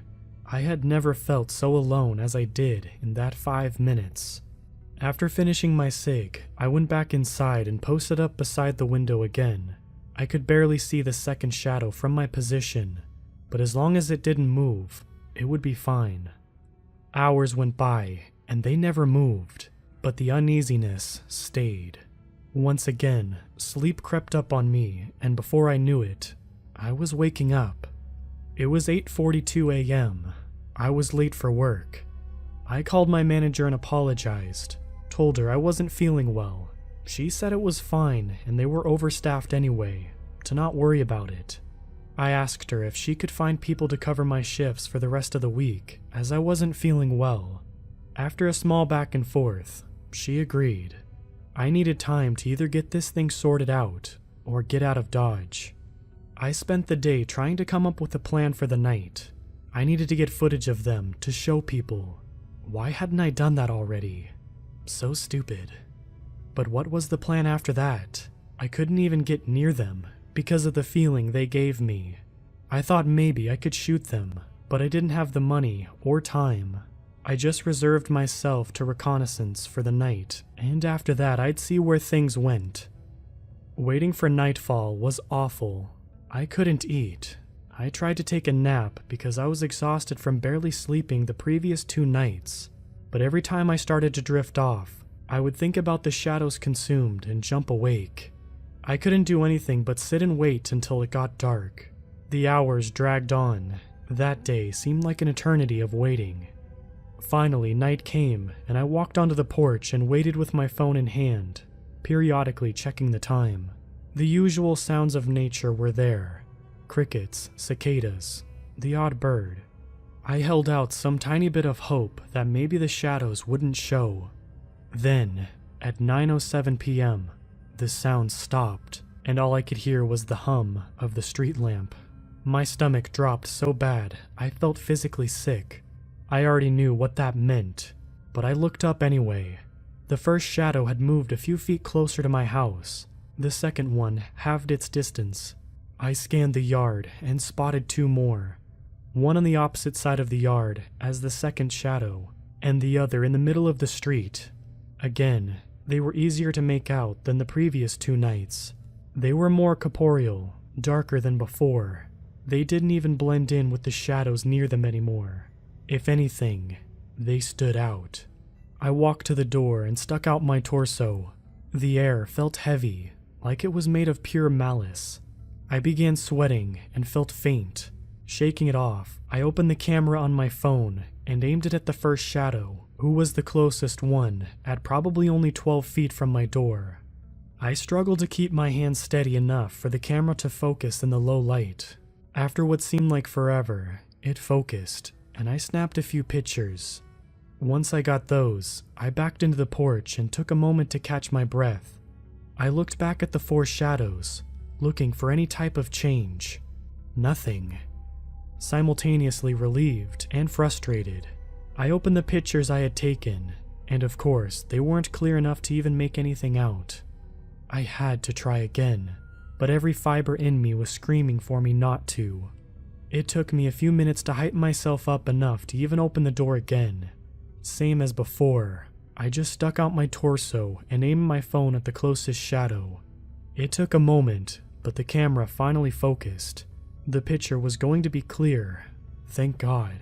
I would have definitive proof that I was being haunted by shadow people. As I pressed the button to take the picture, the street lamp flickered. It was only for half a second, but it ruined the picture. All I got was darkness. I cursed my luck, and the lamp flickered 2 more times as I was trying to get back to the camera. I looked up, and what I saw caused me to scream, drop my phone, and fall onto the porch in one motion. The shadows had moved. Very slightly, but they had moved. The first looked as if it had just finished taking a step forward. The second and third were in the middle of taking a step. The fourth seemed to be slightly hunched over, like it was getting ready to sprint. I got off the floor with tears in my eyes and realized my phone was outside. I bolted to the door without thinking, burst out onto the stoop. The phone was lying on the ground at the base of the bottom of the step. I reached for it and the lamp flickered again. A wave of fear hit me, and I threw up before looking towards the shadows. The first had lifted its foot, the second and third had finished their step, and the fourth was hunched further. My body seemed to move on its own after that. I left my phone, ran inside my house and locked the door. I tried to figure out why the lamp was flickering. Were the shadows doing it? No, if they could do that, they would have done it in the first place. Most likely the bulb was going out. I needed to call the electric company. I reached in my pocket for my phone and screamed in frustration when I realized it wasn't there. The lamp flickered 2 more times. I began feeling lightheaded, my vision blurred. I leaned against the refrigerator to steady myself, but it wasn't enough. My last memory from that night was falling to the floor. When I woke up, I was still on the floor. Sunlight poured through the windows. I struggled to get up. I felt weak. I didn't eat the day before, and I had barely slept in days. I finally got up and looked at my stove for the time. 11:48 a.m. Wow, it was almost noon. I stumbled out onto the porch and winced as the full brightness of the sun hit me. I walked out of the door to the stoop and picked up my phone. It was busted. I sat on the step and cried. These things were going to get me. I knew it. I ran through my options. I could just up and move.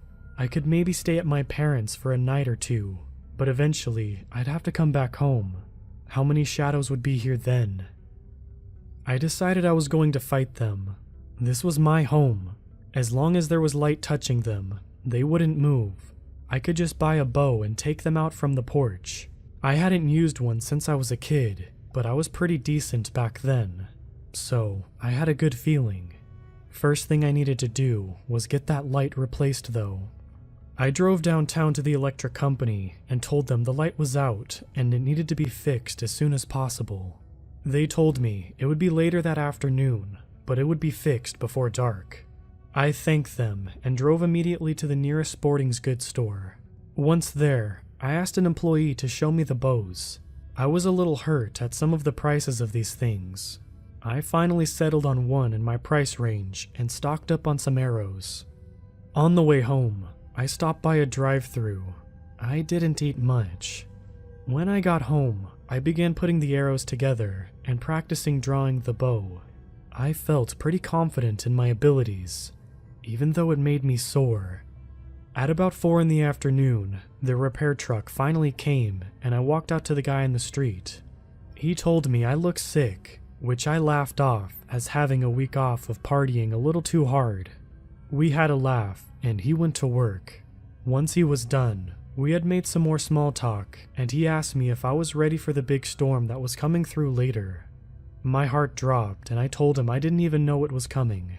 He pointed up and the sky was extremely overcast, and I cursed myself as I realized that it had been all day.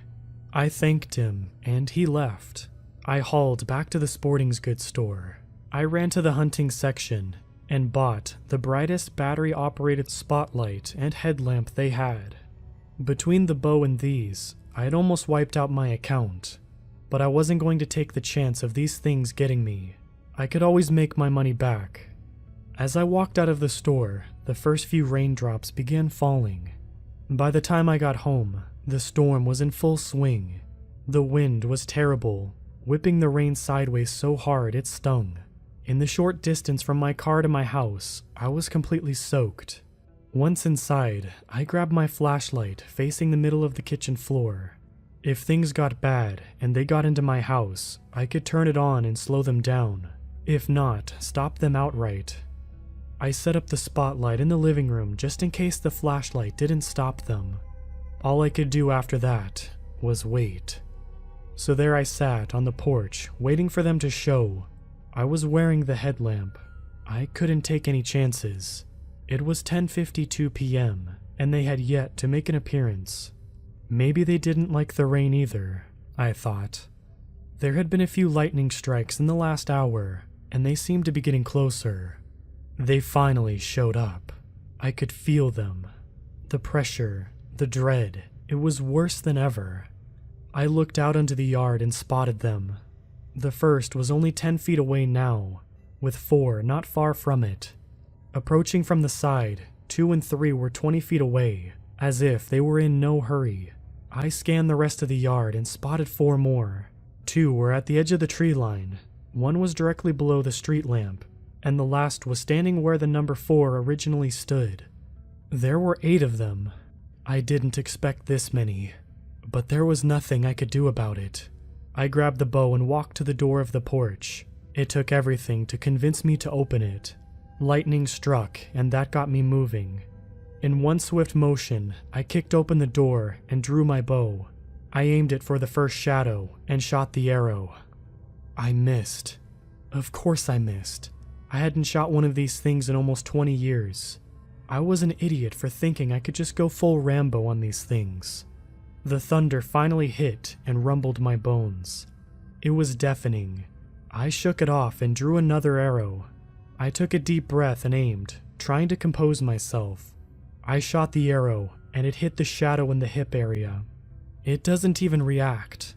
The pressure grew. My head started hurting and I felt nauseous. Lightning struck again, and my worst fear happened. The street lamp goes out. I fell back a few steps in the darkness and reached to turn on the headlamp, but didn't manage to before the light came back on. The light was only out for 2, maybe 3 seconds, but it felt like an eternity. It came back on as the thunder clapped so hard the windows of my house rattled. I quickly assessed the situation. Shadow 1 had pulled out the arrow and was holding it to its side. 2 and 3 were now facing 1.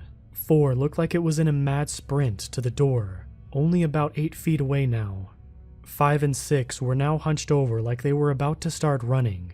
7 hadn't moved, and 8 had only taken a step or 2. I steeled myself and decided 4 was the most imminent threat.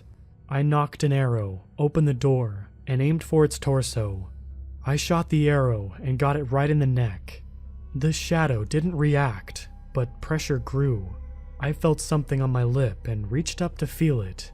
I pulled my hand back and my fingertips were covered in a red substance. I had a nosebleed. The pressure was so great, it caused my nose to bleed. Wow. There was no time to worry about that. I knocked another arrow and took aim at 4 again. Lightning flashed and I shot the arrow, causing me to miss horribly. The street lamp went out again, but only for a second. 4 was already reaching for the arrow in its neck. Thunder clapped and the lamp went out again, as did every light in my house. I immediately turned on my headlamp and looked at 4. It was in the process of removing the arrow. I looked around to see the others as fast as I could. They were all in various phases of movement. I had to be fast. I didn't know when the street lamp was coming on again, if at all. I knocked another arrow and aimed at 4 when the thunder clapped, startling me and causing me to drop the arrow. I heard a ripping sound to my right. I looked and caught 7 frozen in time, tearing through my screen. I looked back at 4 and my heart sunk. He was 4 feet away, reaching for me. I jumped back, slamming the flimsy door. I hooked the latch and backed up to the kitchen door. More ripping to my right. I swung around and saw 7 halfway inside, with 8 standing right beside it. Then something slammed into the door. I could only assume it was 4. I turned to see it, pressed against the glass like a kid looking in a candy store window. Even though there was no facial features, I swear it was smiling at me. Lightning flashed and I saw the rest of them were crowded around not too far behind it. I fell back into the kitchen and turned on the flashlight. Thunder boomed, shaking the house again. The light illuminated the entire kitchen in a soft LED glow. I heard the hook latch rip from the frame of the doorway outside. They were on the porch now. For some reason I expected to hear footsteps, but there were none. They started banging on the kitchen door and windows next to it. The door handle started turning slowly. My heart stopped.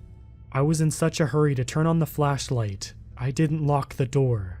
I ran over and was reaching for the lock when the window beside the door exploded, knocking me back for a moment. That's all they needed. The kitchen door flew open and I could see at least 5 of them gathered behind 4. They weren't coming in or moving, which was promising. The flashlight was doing its job. I relaxed a bit, but only for a moment. The doorway was only about 5 feet away, easy targets. I knocked an arrow, drew the bow, and shot the arrow right at 4. I missed, but hit one of the shadows behind it. I'll take it, I thought. I was reaching for another arrow when something flew through the broken window and knocked the flashlight over. The light was now pointed down the hallway, away from the door, causing darkness behind it. I looked to see what happened and saw one of my arrows lying next to the flashlight. I looked up in terror and caught 4 in the process of crossing the threshold of my door. Instinctively, I turned and ran to the living room. I should be okay in there, I thought. They had to get past the flashlight blasting down the hallway to get to me. I walked to the couch where I left the bulk of my arrows. I grabbed them and shoved them into the quiver as the lightning struck again. I stopped what I was doing because something outside caught my eye. Thunder clapped, and I looked toward the window. I didn't have time to look out because I heard the distinctive click of a button, and the light in the hallway went out. I whipped around and saw one of their hands on the threshold of the doorway in the living room. Without shifting my gaze, I walked to the spotlight, crouched down, and pressed the button to turn it on. Nothing happened. In a panic, I looked down at it. I quickly looked back, and one of their heads was peering around the corner. It felt like it was mocking me. I reached down to pick up the light and immediately realized my mistake. I didn't buy batteries. Fear set in. True fear. I was going to be taken because I didn't buy batteries for a battery-operated spotlight. Honestly, I probably deserved it for that.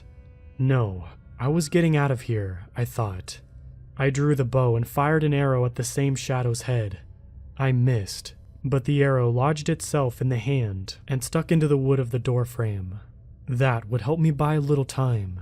I shot another arrow and back to the front door of the house. I fumbled to find the lock with my free hand, and without thinking, I looked down quickly. When I looked back up, 2 more heads were peering around the corner at me. I finally got the door unlocked and opened it, never taking my eyes off the shadows in the hallway. I got the door open a little bit and managed to squeeze through without turning around. I took a deep breath and turned to run, closing the door behind me. I was about to run down the steps when the lightning flashed, and I stopped cold. In my front yard stood 13 shadows. I couldn't get a good count initially, but I started scanning the yard with my headlamp and I counted them all quickly. 13. Have they been there the entire time? I never thought of the possibility that there would be more than what was on my side of the yard. I didn't have time to think of a plan. The door behind me started opening. I dropped the bow and turned around to grab the doorknob to keep it closed while turning my head to try to keep some light on the shadows behind me. They were strong. It took everything I had to keep them from ripping the door from my hands. The shadows in my yard were steadily creeping closer because I couldn't keep the light off of them for more than a second or two. I could feel my nosebleed getting worse. My head was bothering me. I felt nauseous and I was losing strength. The door suddenly ripped from my hands and I stumbled back, my balance thrown off. I fell down the steps and landed hard on my back. I couldn't breathe for a moment. I looked around and screamed. They were all closing in. If I had ran as soon as I got outside, I probably could have found an exit and made it. Stupid. I turned back to the house and there was a shadow halfway down the steps. I looked around again, but they were closer. I looked back to the steps, and the shadow was reaching for me. I closed my eyes. This was it. No matter what I did, one of them would get me. The attack never came. I was too scared to open my eyes, and I just laid on the ground for what seemed like forever. Then, I heard it. A low hum. I opened my eyes and started to cry. The street lamp was back on. My house lights were on. I had power again. Even the rain was beginning to slack off. The shadow directly over me froze, its hand only inches from my face. I scooted back and stood. I could feel the hatred coming from this thing. I looked in my house and there were 6 in my living room. The 13 in my front yard were standing in a loose circle around where I fell.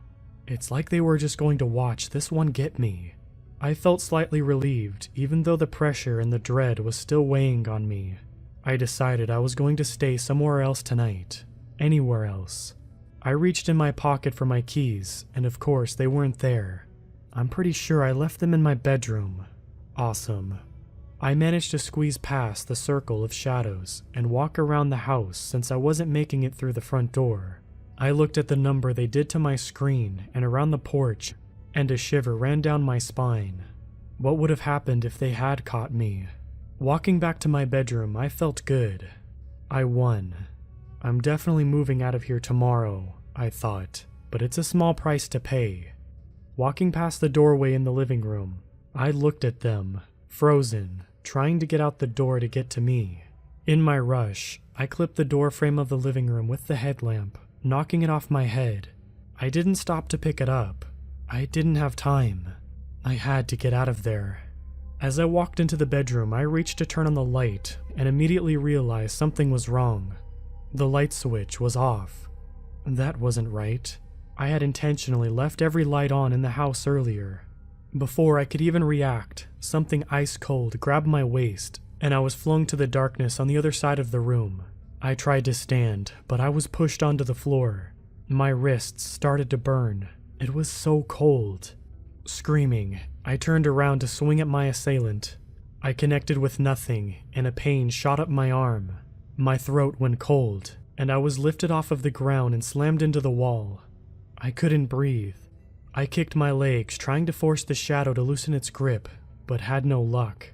I began to lash out, trying to get it. I only succeeded in hurting myself. It felt like I was hitting a solid wall. Finally, a last-ditch effort, I reached in my pocket and pulled out a lighter. I tried to light it, but I was losing consciousness.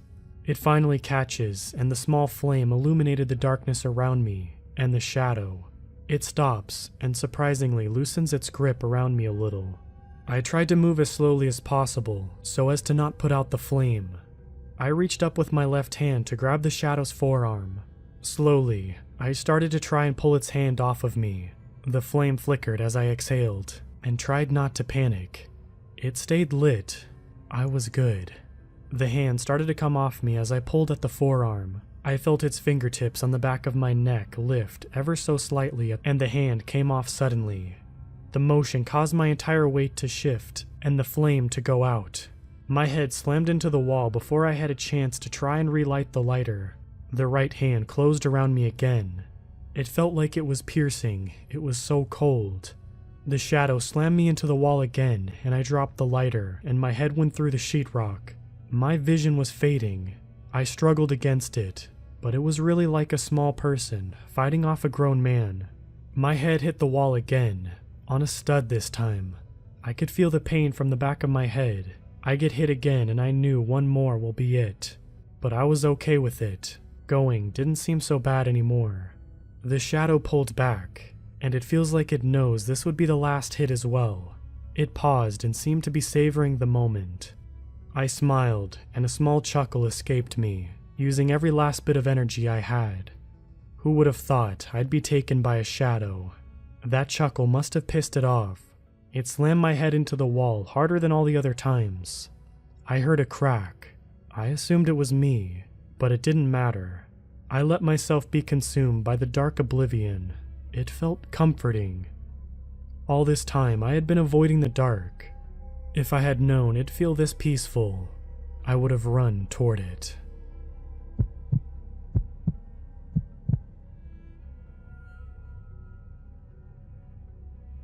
This isn't a skinwalker story. In those kinds of stories, the skinwalker follows the rules.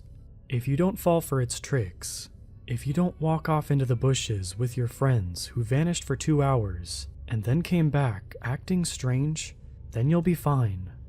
For some reason, the skinwalker can't touch you.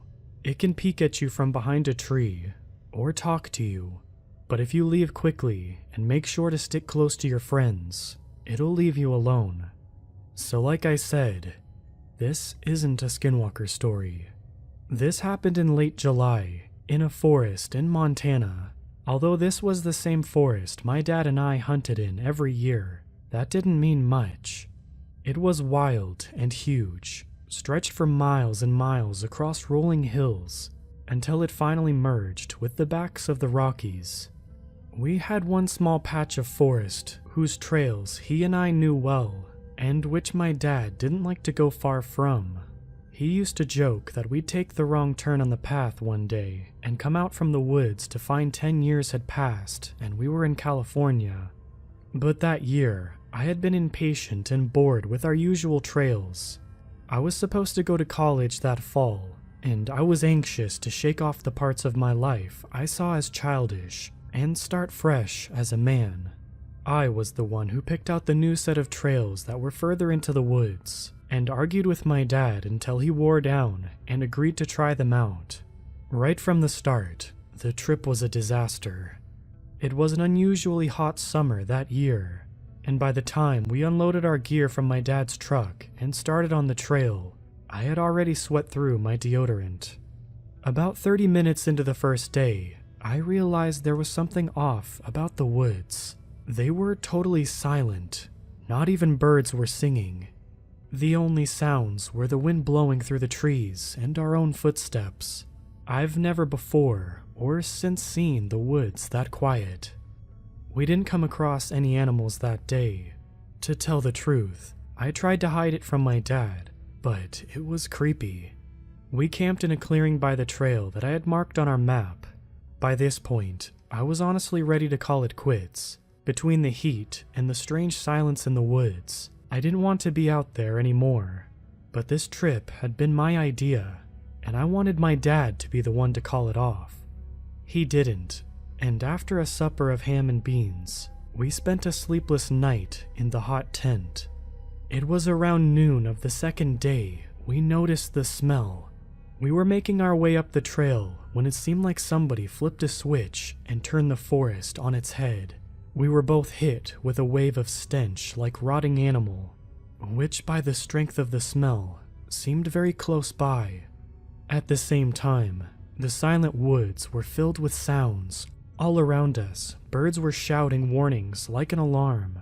We stopped in our tracks and heard something crashing quickly through the underbrush to our right. Turning, I saw a herd of deer running at top speed through the thick bushes.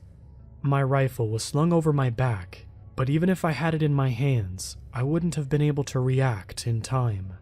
After a pause, my dad spoke. "We need to turn back," he said. "Something's frightening the animals. Could be a bear." I nodded.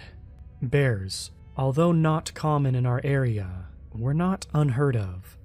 I remembered 2 hunting seasons ago, a couple of hikers had been attacked on the other side of the state by what some people were saying was a huge grizzly. Even with our rifles, we wouldn't necessarily be safe against a big bear. We made our way back up the trail, but even as the sounds of the animals quieted down all around us, the smell didn't go away. On the contrary, it seemed to get stronger and stronger all the time, until we were both covering our noses with our shirts and taking gasping breaths through our mouths. There was a change in the atmosphere too. Everything felt heavy and slow and somehow charged. Once, when I was a boy, lightning struck a tree not 200 feet away from me. This felt like that did, like something was about to happen. We were about a day and a half's walk from our car, and even though we both wanted to get out of there as fast as possible, when night fell, we knew better than to try to follow a strange trail in the dark. We made a camp by the trail. We didn't light a fire.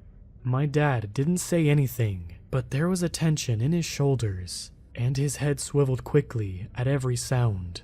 We were hunched on a log, eating cold beans out of a tin and wondering how we were going to get to sleep when we heard it. Down the path, further than I could see in the dark, there came a low groan. Immediately, Dad and I had our hands on our guns. The stench somehow grew again. It was overwhelming now, and I swear I could feel it in the air around us, sitting thick and oily on my skin. Another low groan, like a man sighing, and as I peered up the path, I saw a dark shape. It was low to the ground and big.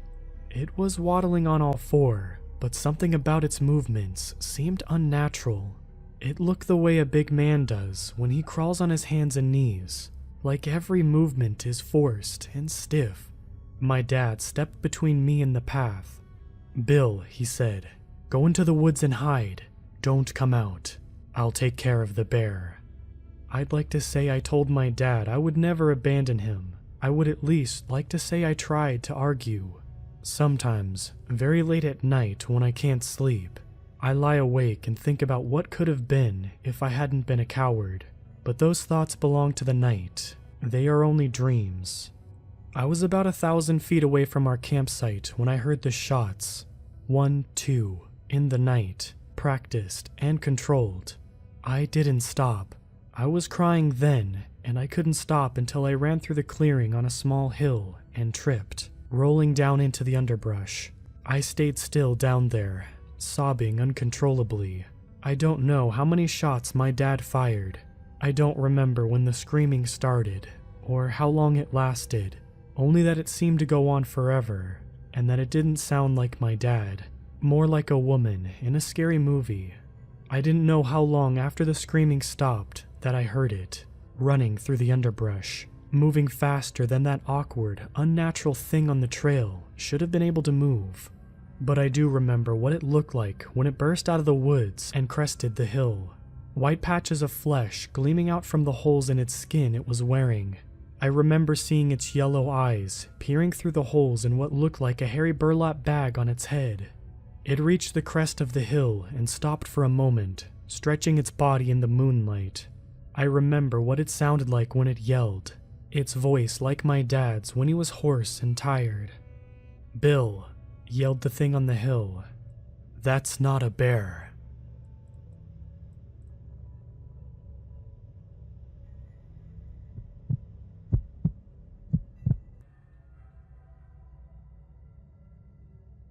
My father was a determined man who worked his hands to the bone nearly every single day of his 72-year life. Even after we basically forced him to retire and relax for once, he was always busying himself with some project around the house. Mom used to joke that she swears he was born wearing a hard hat, and growing up, we believed it. I didn't see a lot of him during childhood, as most of his time was devoted to his career. He was a rare earth elements miner, and often took part in risky but lucrative ventures all around the world. He would sometimes be gone for months at a time, but when he'd return, he had no shortage of stories to tell. His work took him everywhere, from the smoldering deserts of the Sahara to the windswept tundra of Siberia.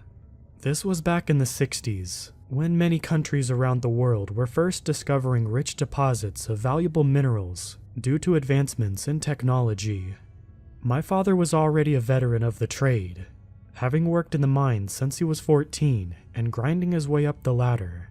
He eventually became a roaming prospector, regularly offering his services to countries that were looking for experts to help them develop a mining infrastructure. He told stories of him traveling halfway around the world into places he never imagined himself going. He once was caught in between rival warlords back when the diamond industry began to boom. Another time, he was imprisoned in Moscow for 2 months after being accused by the former Soviet Union of being an American spy. He caught malaria in Argentina, was almost taken by a landslide in China, and stared death in the face on a few other occasions. My mom hated his stories and how dangerous he made them out to be, but Dad just laughed it off. It's hard to know how many of those incidents were flavored by a bit of hyperbole, as my father clearly had a passion for storytelling. Regardless, the man undoubtedly led quite a colorful life, but there's one story he told me which I know he didn't exaggerate on. The story of why he decided to leave the mining industry forever. "Did I ever tell you the real reason I quit?" He asked me that one day as he and I sipped on some drinks in his back porch. My kids were out playing in the backyard, with the two of us serving as impromptu babysitters, while my wife and mother were out on a shopping date. I took a swig of my drink and thought for a moment. "Wasn't it because you tried fighting a camel or something?" I asked, referencing another one of his infamous stories where my father got mule-kicked in the gut by a rather unhappy camel in Western Asia. Dad broke into a raspy laugh and shook his head as the smoke from his cig wafted in the air. "Hey, that camel started it. And boy was it mad that day. I would have taken it down, but I don't believe in hurting animals like that." He laughed again, taking another drag off his smoldering cig.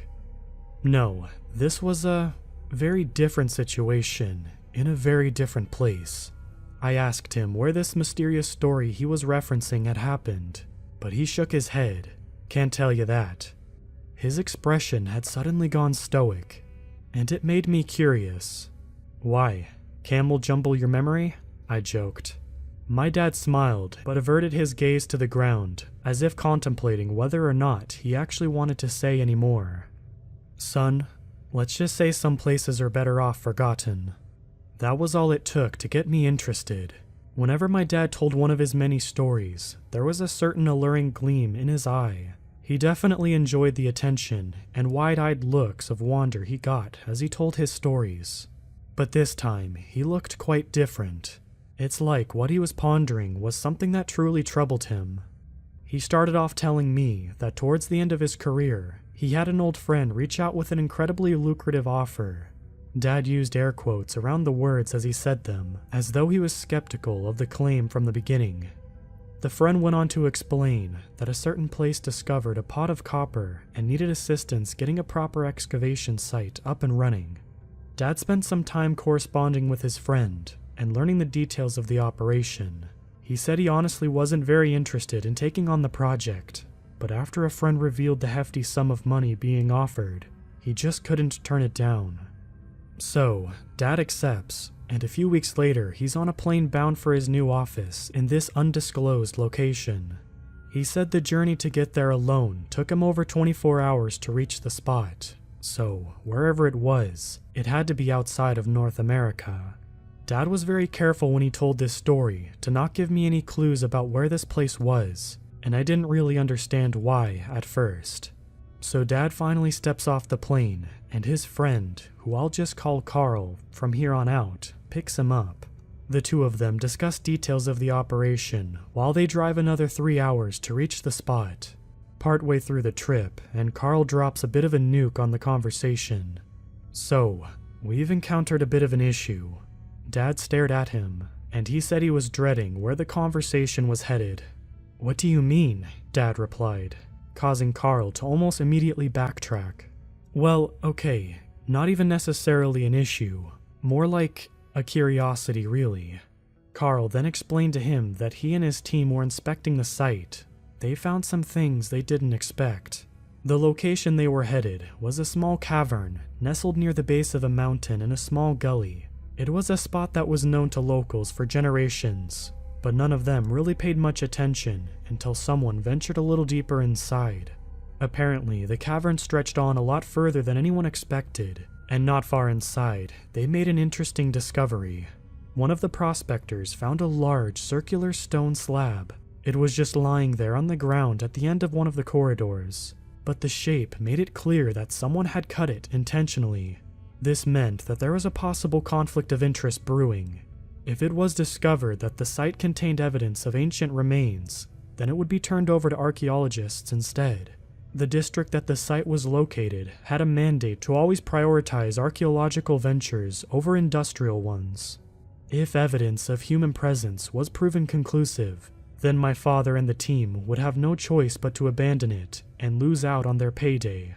It may have been immoral, but Carl wanted to begin their operation before archaeologists had a chance to interrupt things. My dad says he was a bit conflicted on what to do, but figured at least he could do was see the site for himself before making a decision. So they finally get there, and Carl introduces my dad to the team. They waste little time in formalities, and quickly decide to venture into the cavern system. Dad says the entrance was tight, with a twisting pattern hidden behind thick foliage. The air was incredibly hot and humid, causing him to sweat like a pig in a bacon factory, as he put it. Once inside, he had to squeeze around 3 bends before the cavern began to open up. Carl led my dad deeper through the cave, showing several promising areas where they planned to begin excavating. The walls were lined with thick green veins, indicating the likely presence of copper-rich ores. That initial chamber was designed as alpha, and it branched off into 2 separate directions from there, one of which contained a circular stone slab. He led my father right to it, and paused as my father saw it for himself. My dad described it to me as a massive stone slab cut in a near-perfect circle. He said it had to have been at least 10 feet wide. He said it looked like it was built to block something, and compared it to manhole covers on the roads. He felt like there was something underneath, and said he got a really weird feeling when they were there, but couldn't really describe it beyond that. So he and Carl hold a meeting with the rest of the team, and find an area to begin their dig. Days go by, and soon enough, they've got the operation up and running with the logistics being formulated behind the scenes. The team begins mining, leaving the room with the slab alone and focusing on the other portions of the cavern. In just a few weeks, they had a full-fledged operation running 24 hours a day. Part of the team focused on expanding the second path from the alpha chamber, while the others were dedicated to extracting exposed veins. Initial returns were very promising, and they knew they were onto something. So the process continued, growing larger and more refined each passing day. By all accounts, things were going according to plan, but of course, I wouldn't be here writing this story if it stayed that way. It's almost like things were going too well for their own good. My dad laughed as he said that, and doused his cig on his boot. He then sighed, and his face took on a graven expression. Dad was always making jokes, and to see him suddenly so stoic sent a small shiver down my spine. I still don't know how to explain what happened down there. Dad went on to explain that he was in the mine working one day, helping a few other men who were working on expanding the tunnels. They were hacking away with pickaxes, and stopped for a breather after a few minutes of work.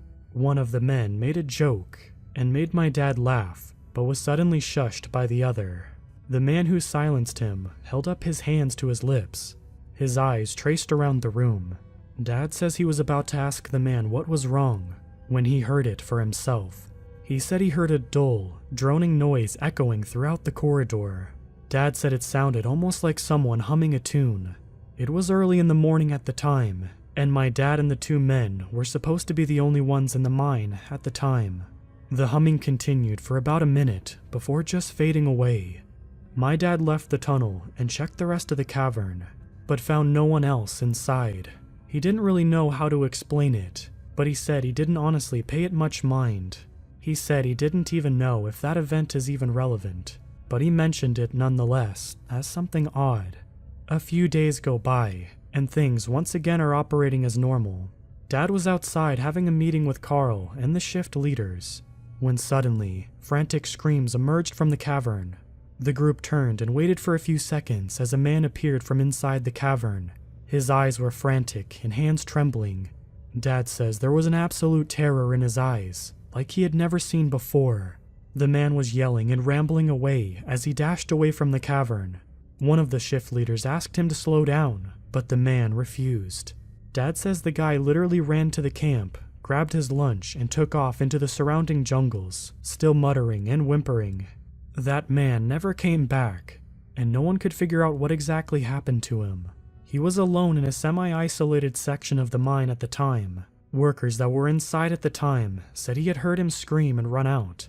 They searched the area he was working, but found nothing out of the ordinary. One of the other workers later translated what the man was screaming when he ran out. Apparently, he said something to the effect of, "This place is evil. We should not have come."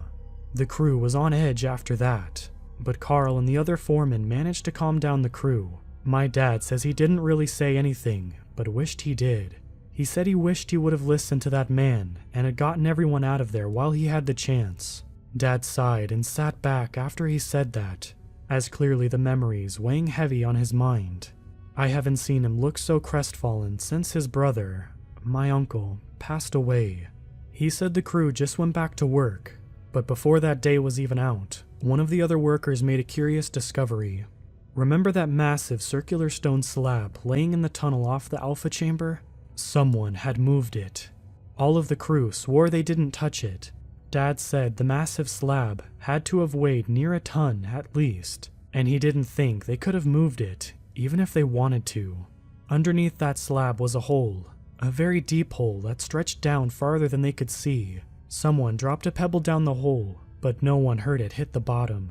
They wanted to drop a flare down, but my dad refused to let them, as he was worried about the possibility of igniting flammable gas shimmering deep below. He said he felt a wave of dread roll over him as he stared down into that black pit, and described it as a feeling like someone was staring back up at him. Despite the worrying circumstances, the men continued operations. Things went smoothly after that, but no one went near that hole. Dad said a few times he could have sworn he heard whispers in his ear. The rest of the men seemed to be on edge as well, with the normal jovial conversations all but suddenly absent. Everyone just wanted to get through the day. Dad said over the next few days he felt like something was very wrong. He said a few times he could have sworn he heard whispers in the mine. They were always faint, and he couldn't be sure he actually heard them.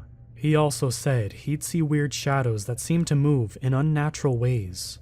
They were always distant, always just out of sight to where he could never get a good clear look at them. He said he had to have had at least 5 instances of thinking he saw something. He also had trouble sleeping, as horrific nightmares plagued him each night. He said he could never remember the details of them, but vividly remembers waking up in a frantic sweat. At the time, he just chalked it all up to being stress and lack of proper sleep. He said miners are known to have their minds play tricks on them, as a condition they knew as miner fever. Being underground in the dark for a while can do strange things to a man's mind. His expression was serious when he said that, and I knew he wasn't exaggerating.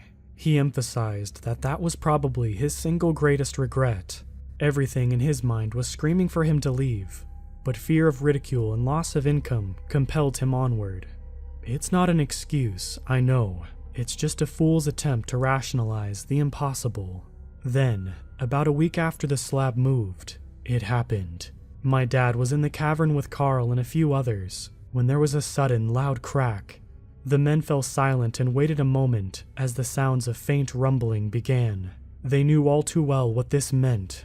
Without wasting another second, they all scrambled for the exit, but it was too late. My dad says the next thing he remembers was the deafening crash of boulders, dirt and debris as the cavern collapsed around them.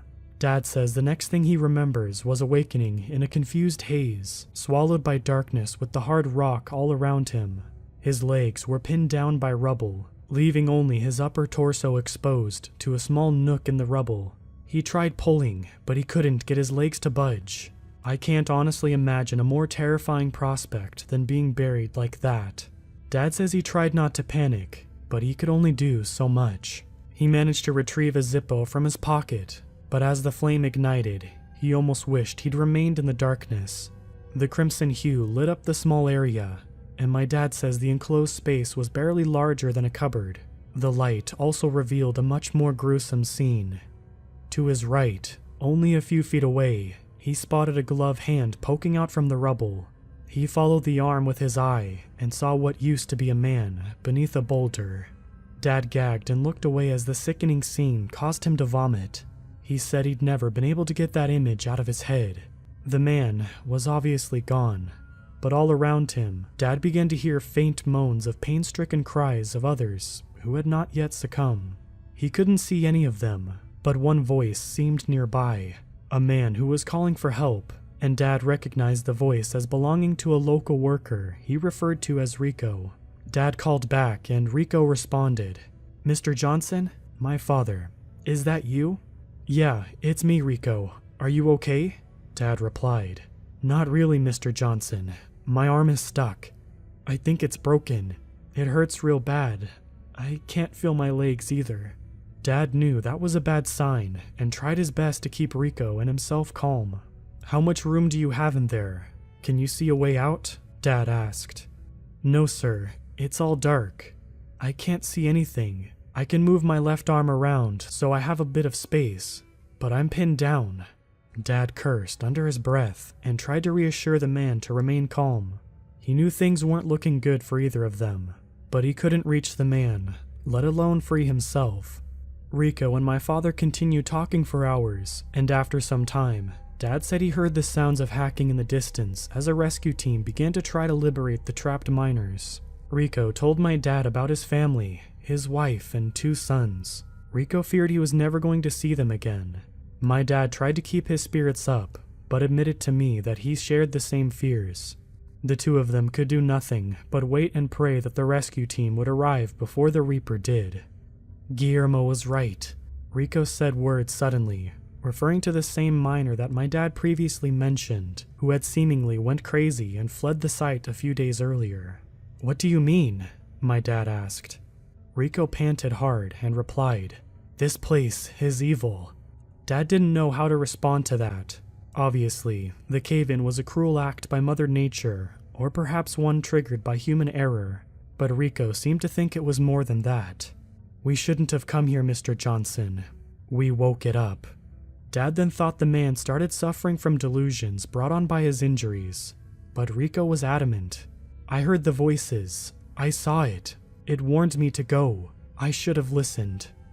Dad thought the man was losing his sanity and continued to try to reassure him. It didn't seem to do much, and not long after, Rico stopped responding at all. Dad said he could hear him whispering desperate prayers and weeping quietly. He didn't know at the time how long they had been down there, but the situation began to wear heavily on my father as well. His stomach growled from hunger, his lips were dry and head hurting from dehydration. His legs had since gone numb, and the situation seemed helpless. He began to wonder whether he'd ever see the light of day again. Rico had continued praying, but in between his whispers, my dad said he began to hear something much more worrying. He said it sounded like laughter, like the laughter of someone who was slightly amused by a decent joke. Sometimes it seemed like it was coming from Rico, but other times it did not. He heard it from up ahead, back behind, and even down below him. Rico suddenly stopped his prayers sometime later, and Dad says he didn't even notice at first until Rico spoke again. "It's in here." Dad tried getting Rico to respond, but he seemed to just ignore his calls. Rico then began to hyperventilate and suddenly screamed. Dad said he'd never heard a more gut-wrenching scream of terror in all of his life. He tried to calm Rico down with words, but Rico's fear was beyond that. He kept screaming for maybe 30 seconds until his voice went hoarse. Then, as suddenly as it started, Rico's screaming stopped. Dad doesn't think Rico stopped screaming of his own volition, though. Dad was on the brink of complete panic at this point, and says he could barely contain his own mind. He tried to remain calm and listen, but he couldn't hear anything else. Things had suddenly gone eerily silent, and Rico never spoke another word. Sometime later, Dad heard something else. He said there was rustling behind him, like the pitter-patter of someone carelessly kicking dirt. He called out, but no one answered. He felt like someone was there, but couldn't see them. He heard the sounds of pebbles skittering about and rocks creaking, but no more voices. Dad heard the rescuers continuing to hack away in the distance, and at a certain point, he said the sounds became almost melodic and led him to sleep. In reality, it was probably his weakened state causing him to lose consciousness. He said the nightmares returned to him, and when he finally woke up, all he saw was searing light. He thought he was dead and had entered the gates of heaven until his vision refocused around him. Slowly, the blurred images of the screens and rhythmic beeping of monitors became clearer. Several figures rushed in as he stirred, urging him to be still. The figures then appeared to physically restrain him, causing my dad to panic and thrash out. He only stopped once he recognized the voice of Carl. Rob, it's me, Carl. Easy, you're okay." Dad ceased his struggle as the face of his old colleague emerged. He took a deep breath and tried to remember what had happened. Carl then told him everything about the cave-in and the ensuing rescue attempts to free the men. Dad had been trapped underground for almost 6 days. He was starving, dehydrated, malnourished, and had 2 broken legs when they finally dragged him out of that hellhole. But he was one of the lucky ones. Carl told my dad he'd been unconscious for 2 days, and doctors were not sure if he'd ever wake up again. My dad's memory of all of this was fuzzy, and he clung to the hope that what he saw were just fragments of some fever dream. But Carl seemed to confirm the contrary. He then explained that the rescue team had pretty much cleared the whole cave-in by that point, but my dad was the last one they found. "How many were taken?" my dad asked. Carl sighed and sat in the chair beside the bed as he shooed the nurses out of the room. 7 unaccounted for. That response confused my dad. "What do you mean, unaccounted for?" There was someone right beside me, and I heard Rico. Dad trailed off, and Carl just shook his head. "Not when we found you." "What? Rob? They didn't find any bodies?" Dad didn't know how to respond to that, and it seemed Carl didn't either. "It doesn't make any sense. The rescue team has cleared all of the debris out by now, but there's no remains." There's no trace of any of them." Silence then fell between them both, as both seemed at a loss for how that could be true. Maybe they found another way out. Maybe they're still down there, my dad argued. But Carl didn't seem convinced of that logic. My dad said that truth be told, he wasn't either, but he refused to give up on them. Carl cleared his throat. "Rob, they've searched the entire system. There's nothing." Carl lowered his head, and my dad was still reeling. "How is that possible?" Dad asked. Carl just shook his head. "I don't know, but you remember that big slab, right?" "Yeah?" Carl crossed his arms and scoffed, as if what he was about to say seemed unbelievable. "Well, it's back on top of the hole now, just like it was when we found it." Dad just looked at Carl, telling me he was at a complete loss for words. Carl scoffed again. "Yeah, I don't understand either. Maybe the cave-in moved it, although I don't see how that would happen. Or maybe something else did." Dad said shivers shot down his spine when Carl said that. He remembered Rico's words, but said when he heard them, he thought they were just ramblings of the fatally wounded, starving man. He was forced to confront the thoughts again in that moment. But even as he was retelling his tragic story to me, some 19 years after it happened, he still didn't know what to think. Carl then sighed and stood from the chair. He gave my father a look and put his hands in his pockets. "We may never know what really happened down there, but I think enough damage has been done. I'm shutting down the project. It's the only thing to do. Get some rest and give me a call when you're ready to go home so I can get you a flight." Carl began to walk away, but my father posed him one final question. "Did they find out what caused the collapse?"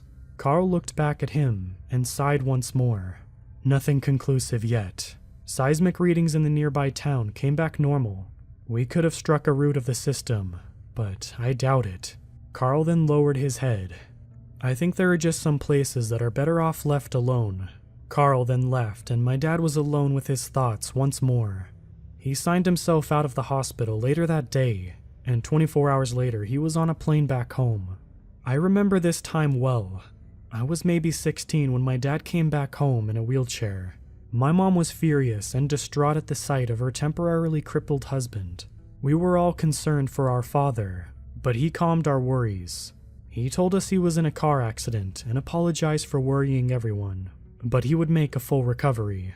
He did, just after a few months of physical therapy, but clearly the mental wounds never really healed. "I'm sorry I lied to you, son, but I just didn't want to worry you. I didn't even know how to explain it all. Your mother probably would have broken my arms too if she knew what really happened."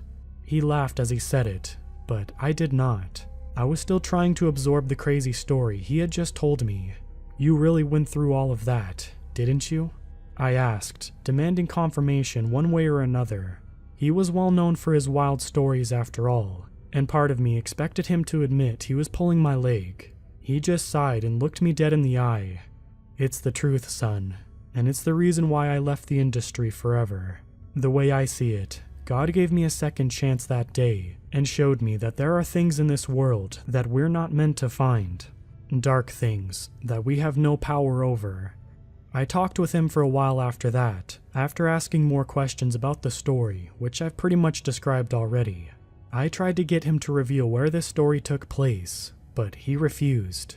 Throughout every word he spoke, he maintained that the story was the truth. I eventually asked him permission to share the story with others, and he agreed. And so here I am, sharing the story for all who read it. My father would be pleased to know that another one of his tales has entertained people, even so long after he's gone. I wish everyone could have known him like I did, and seen the desperate fervor in his eyes as he told me this story. Regardless of whether you believe this story, or were just entertained by some words on a screen for a couple minutes, I think we all can agree that some things are just better off left buried.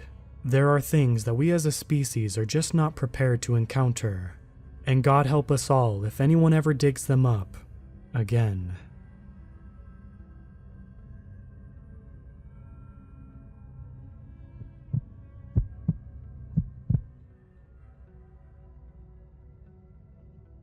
This is my first time really talking about this, so please excuse any weird phrasing. I've also changed my name and my associates' names for privacy, as I'm sure they wouldn't want to be connected to something like this. I used to work in a coffee shop. It was a rundown place nestled on the line between Florida and Alabama. It's situated right beside a highway and blocked off by lanky pines. The owners, I won't say their names due to privacy reasons, built it after they got married 15 years ago, but grew too old to take care of it. They ended up giving it to their snobby millennial son-in-law, who flunked out of business school 4 years ago.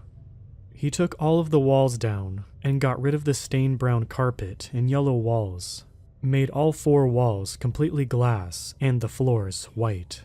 It looks good, better than it used to be, but completely wasted when you remember that it's a crappy coffee place with 3 employees in the middle of nowhere, across from an Exxon gas station.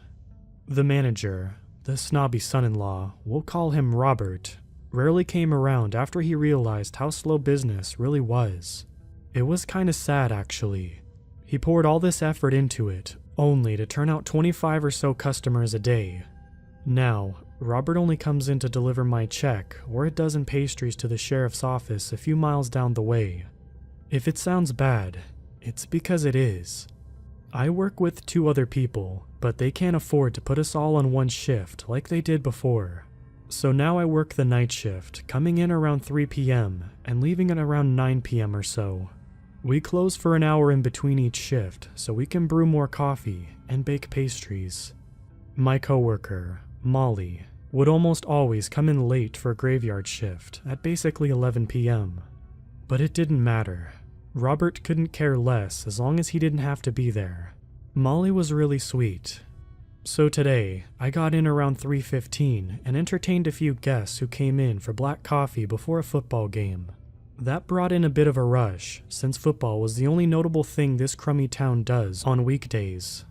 I had a few families come in for hot chocolate and warm vanilla lattes. Those were fun to make, since I have all of the time in the world to practice my little art. I made a tiny lily pad and flower on a little girl's hot chocolate. She didn't seem impressed, and I wish I drew a middle finger instead. The rush ended at 7:30 with an older gentleman with tan skin who ordered hot water in a to-go cup. Just the water? I always ask, just in case I don't have to reopen the tab.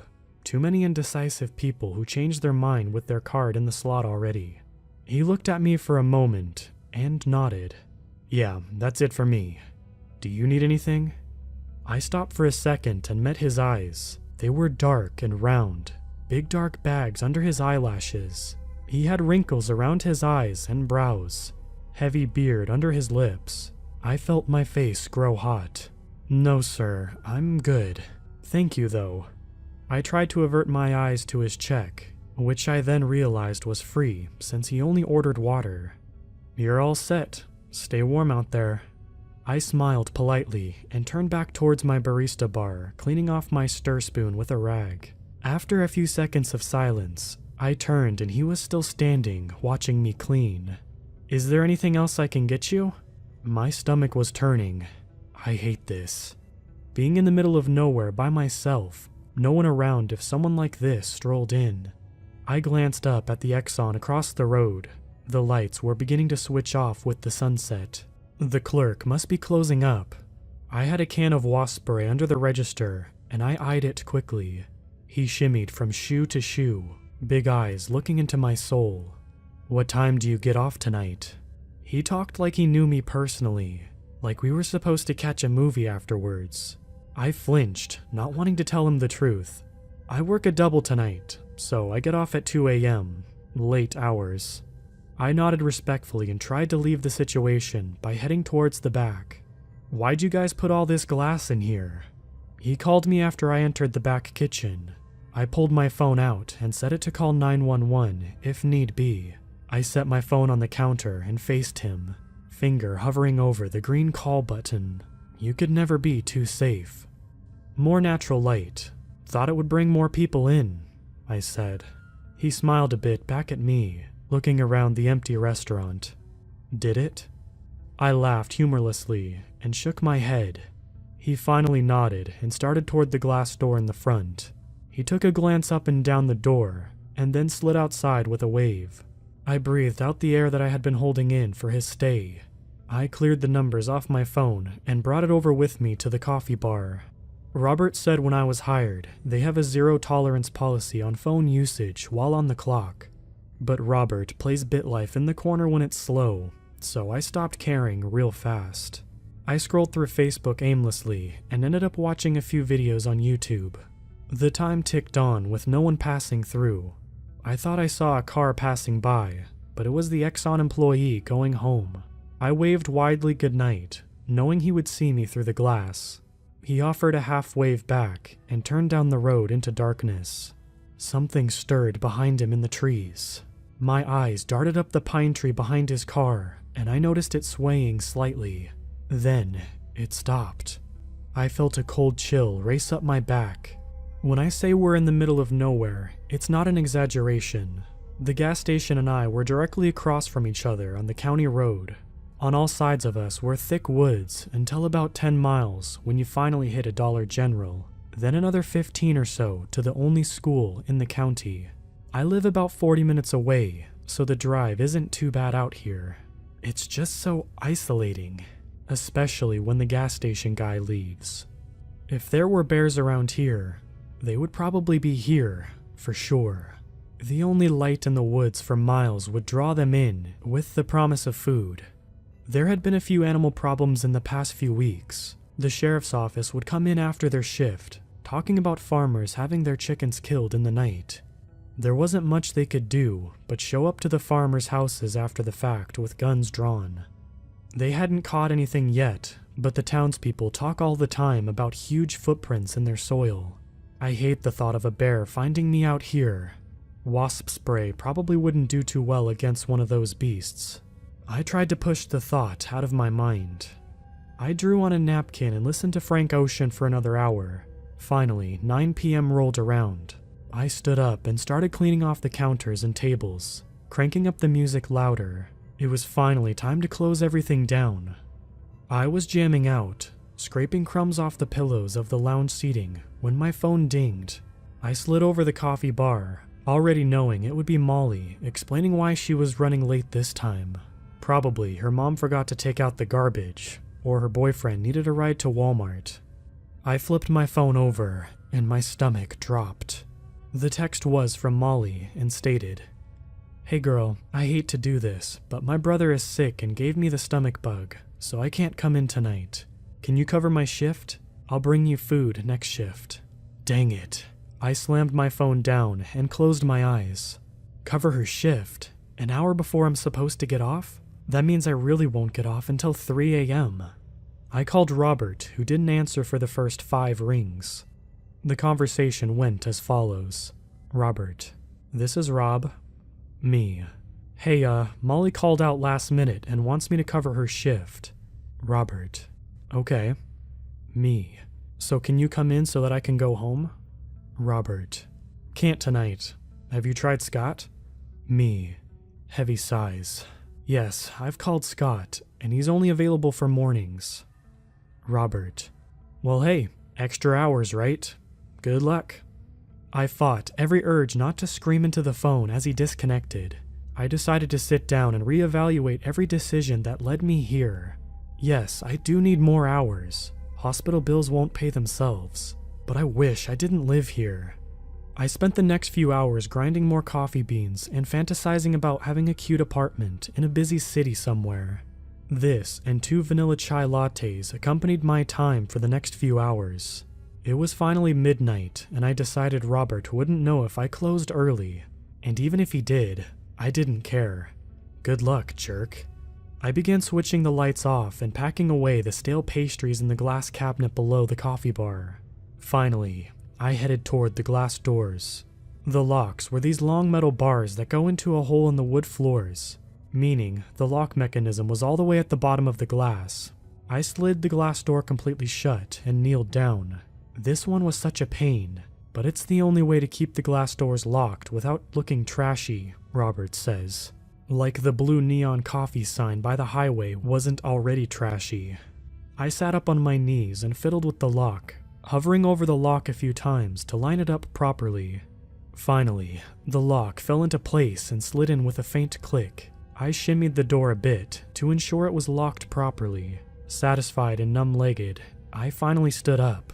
I was met with the stare of something on the opposite side of the glass. I yelped instinctively, clapping my hand over my mouth. It had two huge and vividly orange irises that met mine instantly, almost like it had been staring already, and then I came into view. Its face was pressed against the glass forcefully, pale skin flat against it. I slowly realized it was an animal, a deer. It was a doe with huge orange eyes. At least that's what my instinct told me, since it looked more like a doe than anything else. I stared at it for a few moments more, not knowing what to do. At first, I thought it was not alive, since it was so still, but then I remembered it was still standing, and its body was moving fluidly, with breaths in and out, calmly. I finally broke my stare and stepped backwards, glancing at its body. It was big for a doe, at least I think so. I'm not too keen on animals like her, but it felt way too big to be normal. Finally, after nature's longest staring contest, I decided it probably wouldn't come up to a man-made structure like this unless it needed help. Animals have a strange way of knowing when humans can help them or not, and this one decided I could give it some help. I turned back to my coffee bar, grabbing my phone to call the sheriff's office. They have an animal control unit that adored animals. They would be able to help it, I thought. I picked up the phone and dialed the number. Ring, ring. I was still watching the doe, who was watching me too. Face still plastered uncomfortably against the glass. Big eyes, not blinking. Thank you for calling County Sheriff's Office. If this is an emergency, please hang up and call 911. We are currently out of the office or dealing with a previous issue. Please leave a message and we'll get back to you shortly. Thank you. I turned towards the kitchen, glancing at the wall clock. Since it's such a small town, they didn't often stay open late at this hour. I sighed and figured leaving a voicemail would help either way. Maybe someone would come in after whatever accident was holding them up, and would come for help. Hey guys, it's Jenny from the coffee shop down by the state line. I have something weird for you guys. I'm looking for animal control to come help me with something. A doe came up to the shop and it looks like it's in trouble. Its eyes are, like, super orange. I turned again toward the glass to check on the animal again. It was sliding sideways, shuffling its legs and keeping its face pressed against the glass, eyes staying on me. It was shimmying sideways to the right slowly. It caught me off guard and I stopped talking. What the? Its eyes are orange and it's acting really, really weird. It might be sick or something. The doe was catching speed, legs wobbly as it smeared spit across the glass and slid to the entire other side of the store, never breaking eye contact. At this point, its lips were pulling back on the glass, revealing its mouth, which were full of red teeth. Perfectly square teeth. They looked like human teeth. What the? I took a breath, forgetting I was leaving a message on the phones of a very religious conservative police officers. Sorry, something is wrong with it. Like, I think it's really sick and you guys should, probably come see and check it out. I don't want to mess with it, just in case. Please hurry. I finally snapped out of it and hung up the phone. I missed the counter with the phone since I was watching the doe, and my phone fell on the floor with a crack. The doe stopped. It froze quite literally like a deer in the headlights. It was halfway to the middle door on the right hand of the store. I watched her as she watched me. It felt like years that we stared at each other in stillness and silence. Then it began again, sliding itself across the glass, but with an unknown speed and purpose. I don't know why, but I grew terrified of this doe for some reason and wanted the doors to be locked. I slid across the floor on my knees, shaking my hands trying to lock the door into place before it was there. She slid across the ground, still hovering a few feet above my crouched figure in height. As I tried to lock the door, I couldn't help but look at it. Something felt so wrong. It was moving so quickly, and its legs couldn't keep up well. Speaking of her legs, they didn't quite look right. They were very long, and the fur around them had been what seems like singed off, leaving dark red and brown skin underneath. I was about to lock the door with her about 6 feet away when I finally realized why its legs looked so unusual.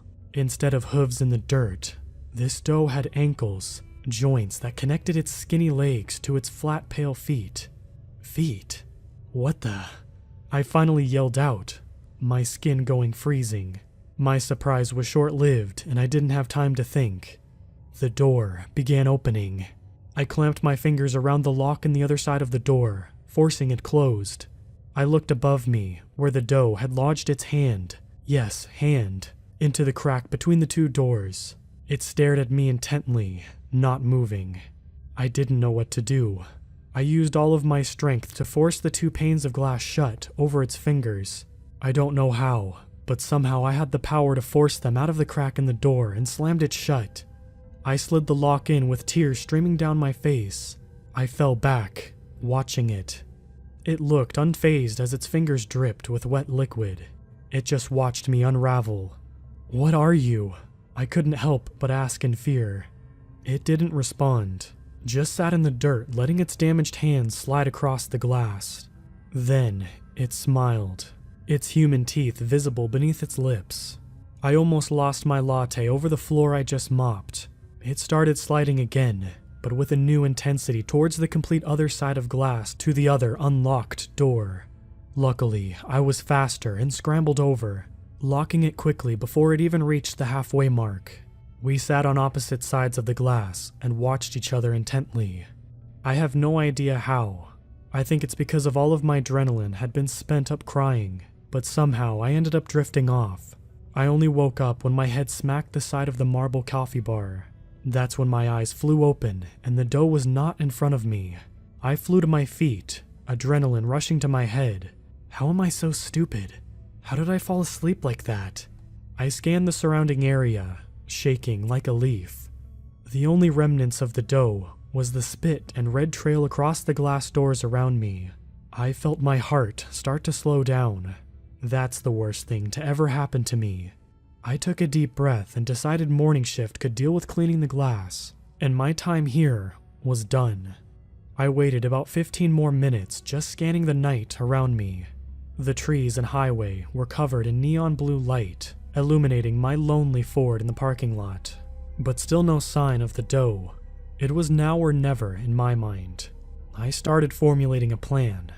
I would have my keys in between my fingers, Walmart parking lot style, and made a mad dash towards my car. Then I would lock it immediately and drive like a bat out of hell until I reached home. Yeah, good plan.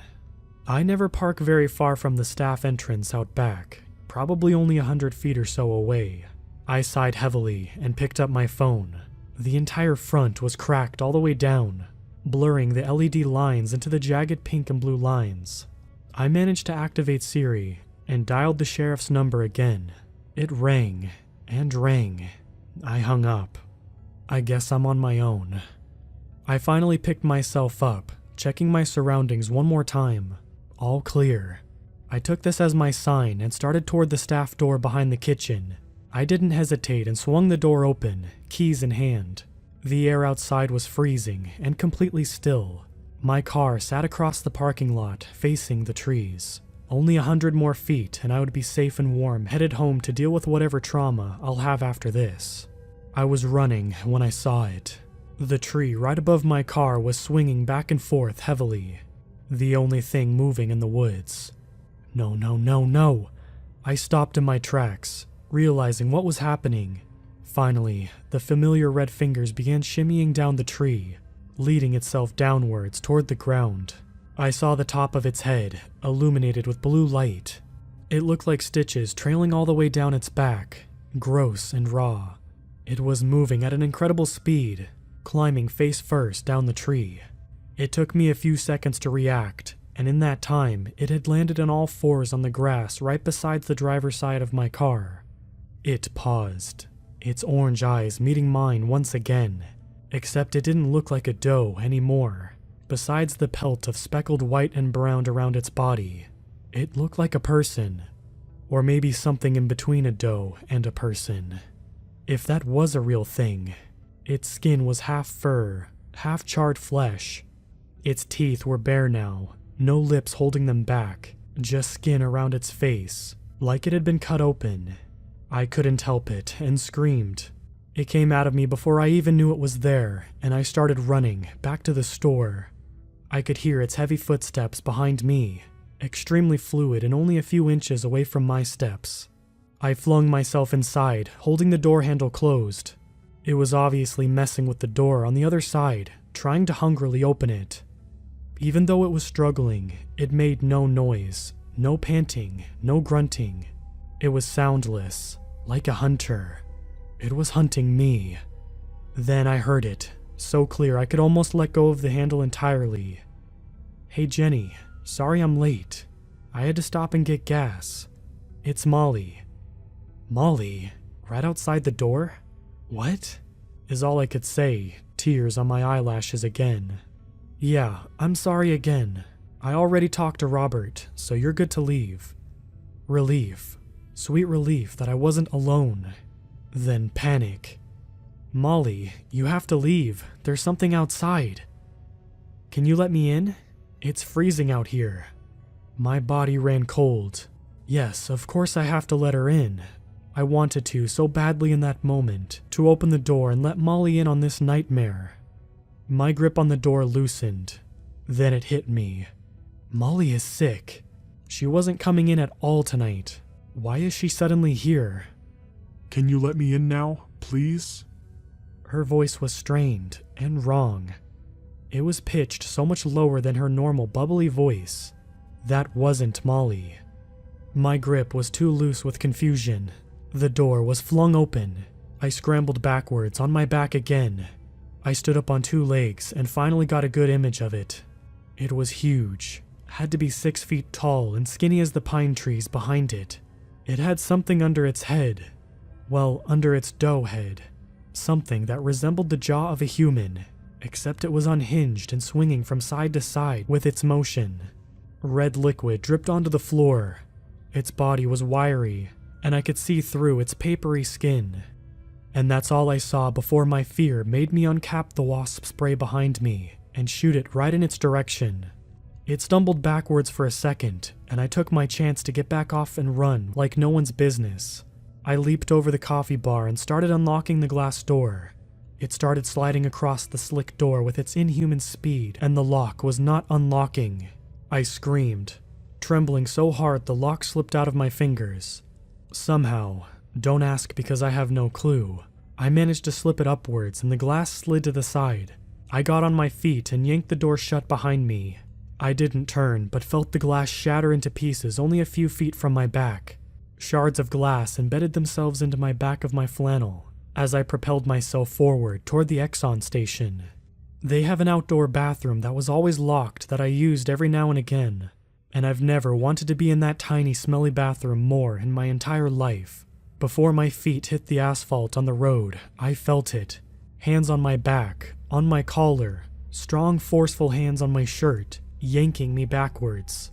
"No," I cried, snatching my arms forward desperately, raking my feet towards the highway. I felt my limbs cry out in pain as its nails dug into me. "No."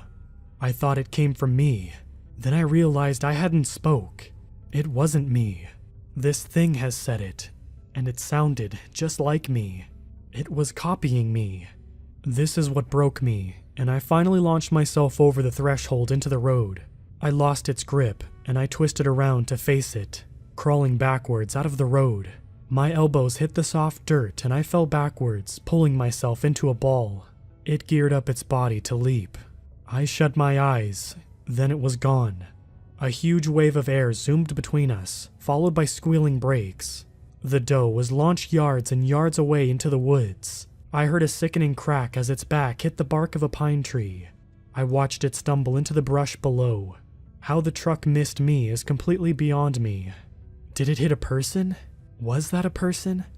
The guy driving was yelling, eyes huge. I warily stood up, grabbing the rolled-down window to look at my savior. No. I shook my head and leaped into the back of the truck. I asked the guy to drive me to the sheriff's office. which he finally did after I convinced him that I was not going to turn him in for vehicular manslaughter. He had been high as a kite, speeding up to 70 in a 35 road with his lights off. That's why I didn't see him until he hit the dough. I really didn't turn him in, not that he gave me the chance. I got out of the back of his truck and he sped off, turning the lights on and getting the hell out. Luckily, 2 of the officers were there, awake and overwhelmingly worried when I showed up. They went over with their full unit and animal control, but I did not go with them.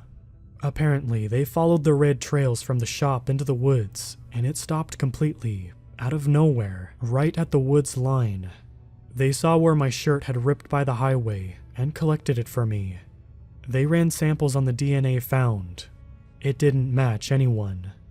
They had to close down the coffee shop since I told Molly what happened, and we both quit. Scott and Robert were the only ones working, but it didn't take long for the horror story to reach Scott, who then quit mid-shift. The town talked for sure. People came to my house asking about it. The police chalked it up to being a bear or a wolf or some large animal that had rabies and was chasing me around. This was the story they went with, writing it in the papers, telling my family. I told my family what I saw, and they decided I was too terrified and traumatized to be seeing things correctly. Though there was a glint in the sheriff's eye when I told him what it looked like, something inside of him believed me. I moved to Seattle a week later, taking out a loan and renting a studio right in the heart of the city, surrounded by people. I didn't work anything but day shifts anymore, and I haven't had a chai latte since. I keep the red stained scrap of my flannel in my wallet as a constant reminder that somehow I'm alive. I've told no one except my girlfriend who moved in with me, and now you guys. We keep the lights on in the apartment constantly, even when we sleep, and I haven't passed a bottle of wasp spray without having a panic attack since. Truly, I don't know what happened, or what that dough really was. I don't understand anything that happened, except that now I have crippling anxiety when nighttime rolls around, and that I nearly scare myself every time I see a deer of any sort. My girlfriend found a therapist for me, and I go every now and then, but I don't really talk about what happened, just how alone I feel since it happened, that no one can relate to me, and no one else would ever believe me. Every now and then I get a call from the sheriff who is genuinely concerned with my well-being after seeing me in that state that night. The most recent time he called, I didn't pick up, as I finally fell asleep that night, which was incredibly rare for me to fall asleep without sleeping pills. I woke up the next morning and groggily checked my phone. He called once. He left a message though. Hey Jenny, it's me again. Just wanted to check up on you. I haven't seen you in a while. I didn't realize you left so quickly. I didn't have time to say goodbye. You should come visit again soon. We miss you here. Take care.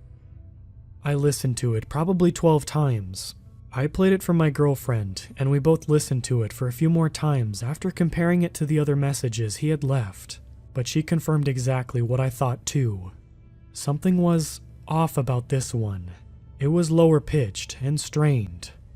Not quite his voice.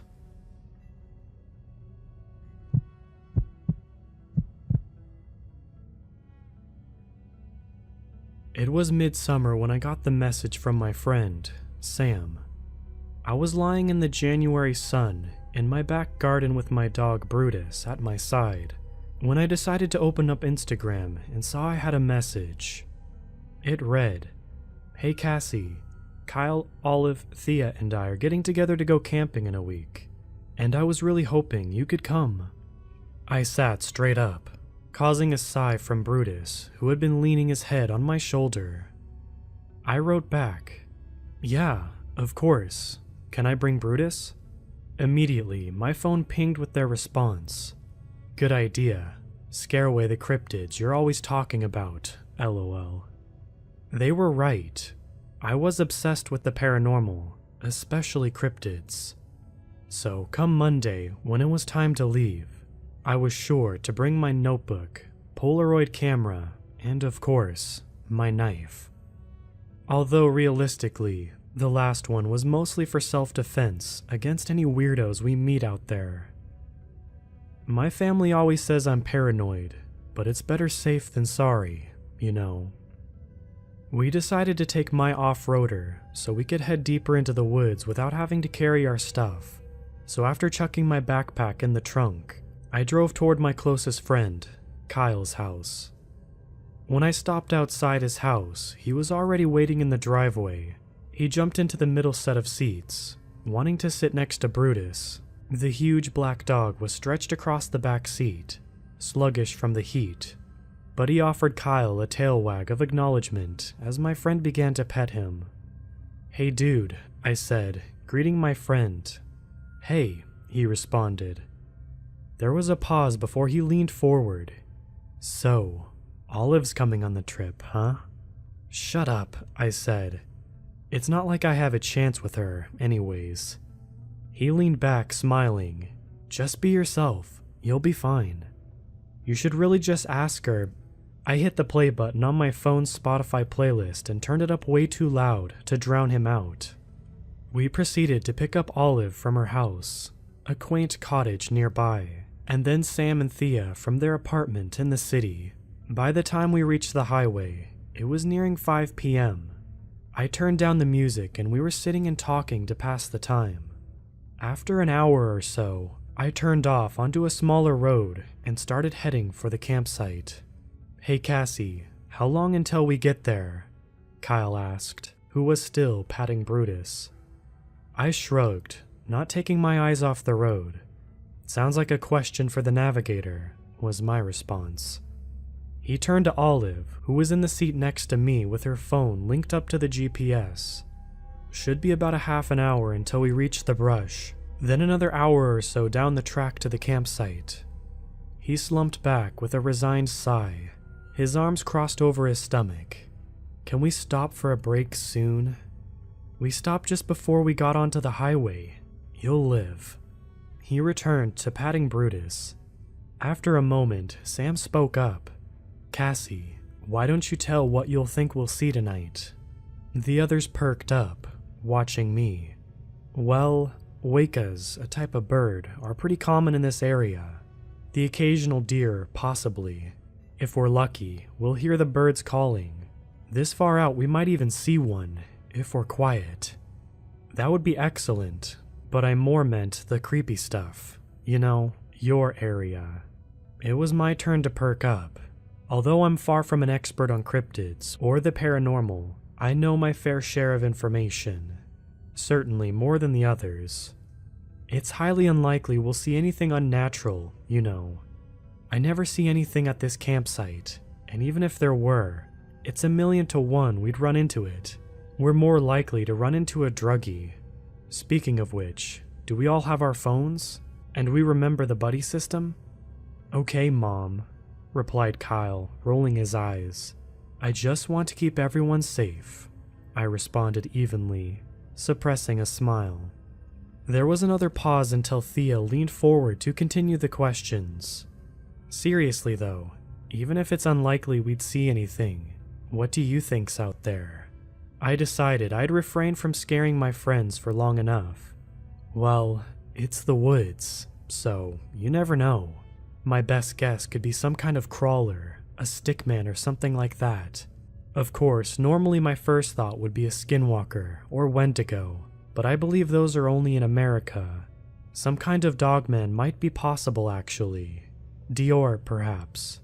"Hold up, back up the bus," said Kyle. "You're acting like I know all of these words." "Yeah," said Sam. "What on earth is a Dior?" I settled back in my chair, easing up on the accelerator as I turned down a dirt road heading towards the approaching tree line. "Well, it's basically a deer, but something's not right, you know. Too many joints in the legs, or even the legs bent totally backwards. Sharp teeth with a mouth that hangs open like a dog's. I've even heard of some that can bend their necks with a joint." Kyle shivered. "I think the creepiest thing about them, though, is their eyes. Set forward on their face instead of on the side, like a deer's should be." "Like a predator?" said Olive. Exactly, I replied, pleased. Most reports say they're pretty harmless, though. Just because they say they could rip you into pieces might not mean they want to. Like Brutus, I suppose. I reach into the back seat and pet Brutus, who responded by licking my hand. Regardless, best to keep a distance. As soon as I finished, Thea had a question. You mentioned crawlers. Flesh gates? What are those? The sunlight was slowly starting to fade, so I flipped on the headlights before answering. Humanoids, you know. Crawlers is a pretty broad term, pretty much covers anything that's more or less human-shaped, but not quite. Too tall, too thin, often less facial features than you'd expect. Flesh gates are shapeshifters. Think Skinwalker, but without the ties to Native American culture. And those things are real? And they're out there? Said Kyle, concern on his face as he leaned a little closer to Brutus. I shrugged. I reckon all of those sightings can't come from nowhere. As for in this place specifically, no idea. But don't worry about it too much. As I said, it's highly unlikely we'll see one. Kyle nodded, still looking a bit worried. Olive spoke from next to me, placing her hand briefly on my shoulder as she did. My heart skipped a beat as she did, and I had to force my eyes on the road so I didn't go red. I barely heard her question over my own minor panic, but after a second, I registered her words. Is there anything paranormal that actually scares you? I took a deep breath before responding, remembering what Kyle said. Just be yourself. Well, obviously I'd be terrified if I ever actually came across one of these freaky things, but in terms of just chatting, not really. It was pretty quiet after that. Soon enough, I reached the woods and we started down the old trail, my car's wheels easily carrying us over the rocks, roots, and even the occasional stream. Not long after the sun had fully set, Kyle sat straight up. Do you hear that? I slammed on the brakes and looked out the window at where he was pointing. Sure enough, the bushes were rustling. We stayed quiet, Olive leaning over to me, looking out my window. Her closeness pulled me out of my focus for a moment before I returned my eyes on the rustling, which was quickly coming closer. The tension in the car was palpable, and I could see Kyle looking scared in my peripheral. Maybe I shouldn't have taught them about cryptids after all. But before I could ponder much longer, a deer sprung from the bushes and leaped in front of the car across from us. As it passed, I noticed one of its antlers seemed to have been snapped clean off. Weird. Everyone jumped backwards in shock at the sudden appearance of the deer, but once we all saw what it was, we all started laughing. Wow, Kyle, that was scary. A deer. Ooh. Sam continued to make ghost noises, and Thea and I joined in. Kyle rolled his eyes. Whatever, guys, you were just as scared as I was. It could have been a monster. Nope, all its eyes and legs were in the right places, said Thea. The only cryptid around here is Sam, and I think they're with us. I laughed and started up the car, continuing on. Motion in the rearview mirror caught my attention, and, as the others laughed, I watched something leap across the road. Something about the way it moved made me nervous, but when I tried to look closer, it was gone. I shook it off as a trick of my mind, which makes me sound like just another stupid horror story protagonist. I know. But to be fair, it's not uncommon for my mind to play tricks on me. Something to do with my anxiety, I've been told. I easily put it out of my mind as I had trained myself to do so, and kept driving, chatting with my friends until we reached the campsite. I pulled the tent out of the trunk and marked where we were going to set it up. You four should set up the tent. Why don't you have to help? Asked Kyle. I just drove 4 hours, Kyle. I think I can allocate the chores. I'm useless at setting that thing up anyway. I turned to head into the tree line at the edge of the clearing, but was stopped again. Where are you going? Asked Sam. Their look followed my path. I'll go get some wood and start up a fire. I set off into the trees, flicking on my flashlight as I did. I started picking up sticks, carefully inspecting each one for any small animals I didn't want to accidentally set ablaze. As I turned one over, a small, vagrant spider crawled out onto my hand. I smiled, crouched down, and gently deposited him on the soft ground. "There you go, sir." When I stood up, I noticed something strange. The night sounded quieter somehow. The cicadas still chirped, but something seemed almost mechanical about their sounds. I listened for the nighttime birds or possums, but nothing reached my ears. "Weird," I murmured to myself. I hastily inspected a few more sticks and carried my bundle back to the campsite. By the time I returned, the sound had returned to normal. The familiar call of the nearby birds reassured me, and I dumped the sticks in the center of the clearing. Between the four of them, my friends had managed to wrestle my family's giant tent into shape. Brutus was already snoring inside, seemingly exhausted despite having done nothing all day. I pulled a matchbox from my backpack, lit it, and started the fire. "You guys, start bringing over some logs for us to sit on," I instructed my friends as I gently encouraged the fire to grow. Once it had grown to an acceptable size, I stood up, walked over to the car. I grabbed Brutus's bed and a bag of marshmallows from the back and dropped it next to the logs, calling him to join us. He stiffly rose his paws and lumbered over to it, accepting a pat on the head before flopping down on his bed with an audible flumph. I sat down on the log's end, spearing a marshmallow before chucking the bag to Thea, who had sat next to me. We sat for a while, laughing and chatting. Eventually, I reached down to check the time before remembering that I thought I'd left my phone in the tent. "Hey, does anyone have the time?" I asked. Kyle put his hands in his pocket before freezing, and slowly turning to me with a sheepish look. Cassie, what have you done?" Normally, he'd rolled his eyes at my instant assumption, but this time he just continued talking slowly, as if trying not to get in trouble. "I think I left my phone when we stopped to use the bathroom. We had to stop for a bathroom break after the deer encounter, about 10 minutes before we arrived to the campsite, because Brutus started whining, and I didn't want to risk him doing his business on the seat. We'll get it first thing tomorrow," I said, shaking my head in mild annoyance. "But Cassie, it might rain, and you know I don't have the money to replace the thing. Can't you just go back and have a quick check?" "Fine, but if I get there and I don't see it, I'm coming straight back." I briefly considered taking Brutus, but I knew he'd be reluctant to leave the warmth of the fire to follow me down a less than well-maintained path. Just as I stood up, Kyle motioned for me to stop. "You can't go alone. It's not safe. Maybe Olive could go with you." Jerk, I thought to myself. Even deep in the forest in the middle of the night, he still has to try to set me up. "If anyone should go, it's you. You're the one who dropped the thing." He shook his head quickly. "Nuh-uh. I've got little legs, remember? I'll slow you down. Especially this late at night. You know I'm right." "I'm glad you're finally admitting it," I said with another sigh. "Olive, do you mind?" She smiled and stood up. "Course not. Maybe we'll even see a bird, like you said." "Maybe," I replied with a grin. "Then you'll wish you had gone," I said to Kyle as we walked out of the clearing. He ignored me.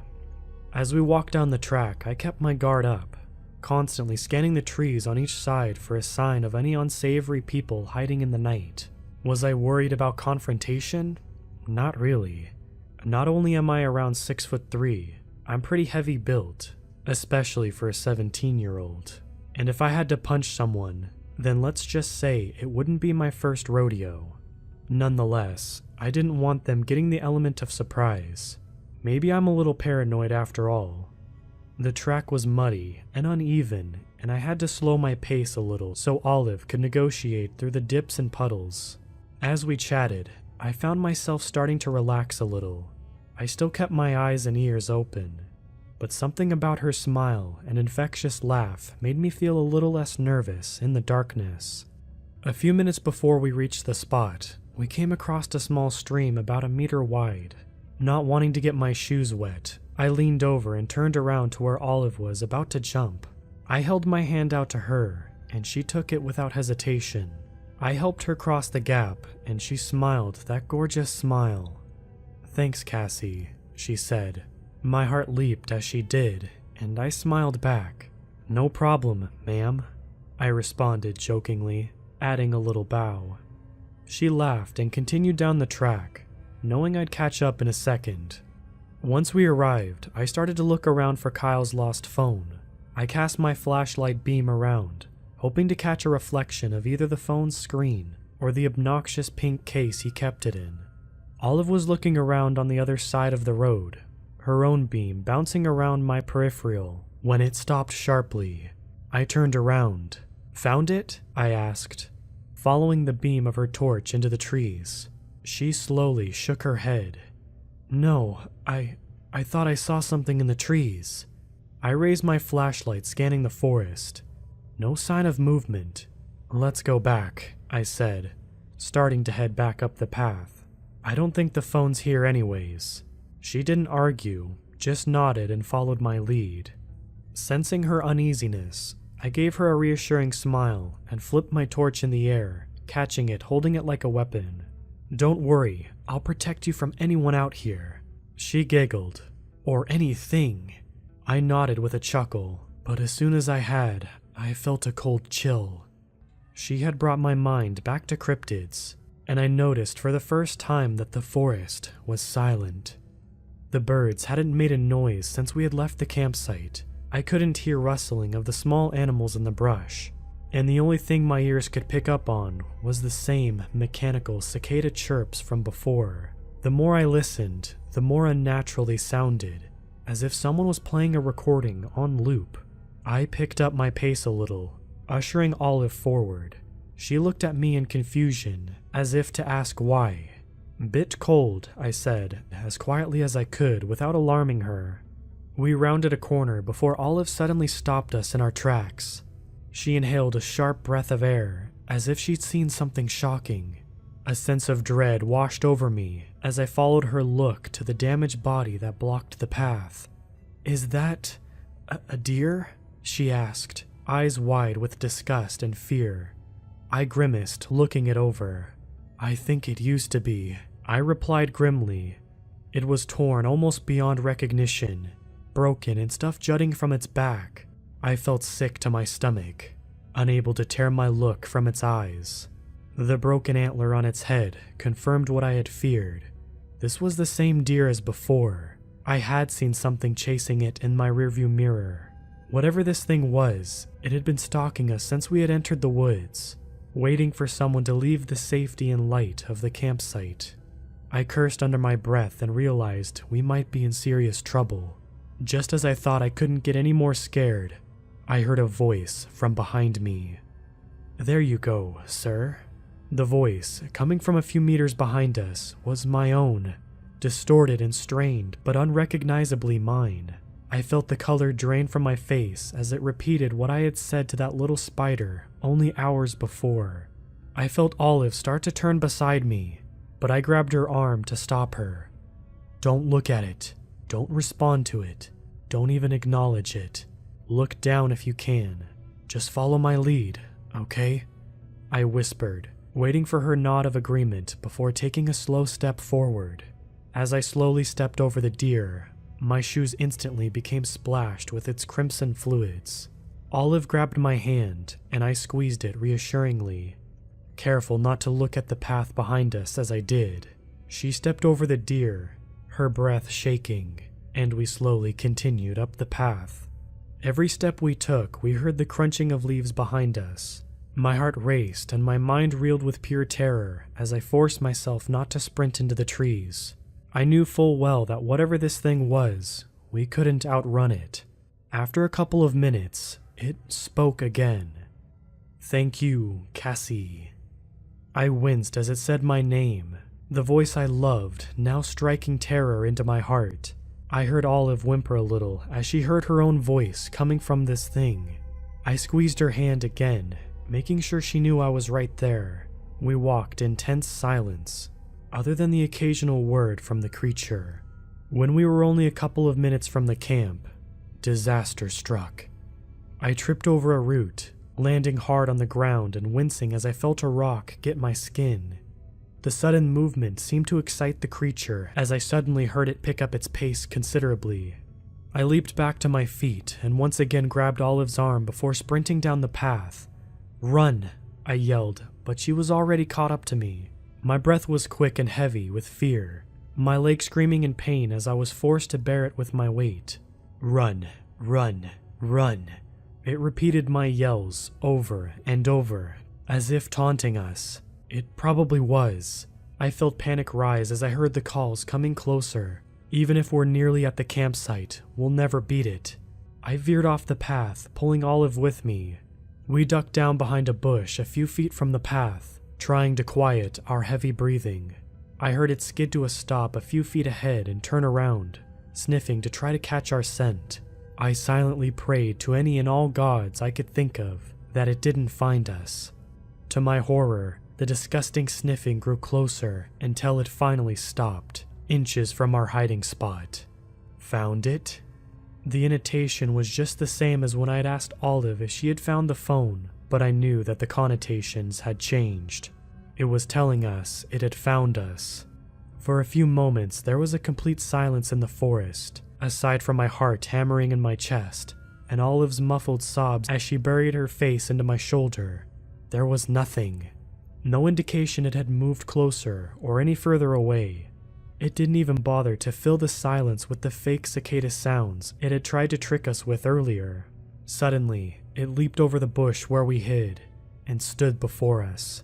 As much as I didn't want to, we finally saw it in all of its repulsive glory. Its arms and legs were ridiculously long and thin, its legs bent backwards at the knees like it was some kind of insect. Even on all fours, it was a solid 5 feet tall. I saw its ribs slide under its skin as it took a breath, its bulbous veins bulging with every beat of its unnatural heart. It tilted its head to the side, bones cracking under the skin as its neck bent like the joints of a finger. The severed antler of the deer hung from its jaws, caught between two of its needle-like teeth. Teeth seemed to sprout at random from its gums, creating a jagged minefield of spikes and stumps. What I initially thought was just ingrown teeth and chunks of flesh quickly made me sick to my stomach as I realized they were, in fact, human teeth amongst the fangs. Its tongue hung from its mouth, slick and unnatural. I avoided eye contact for as long as I could, but eventually it grabbed my gaze like a fisherman hooking in his catch.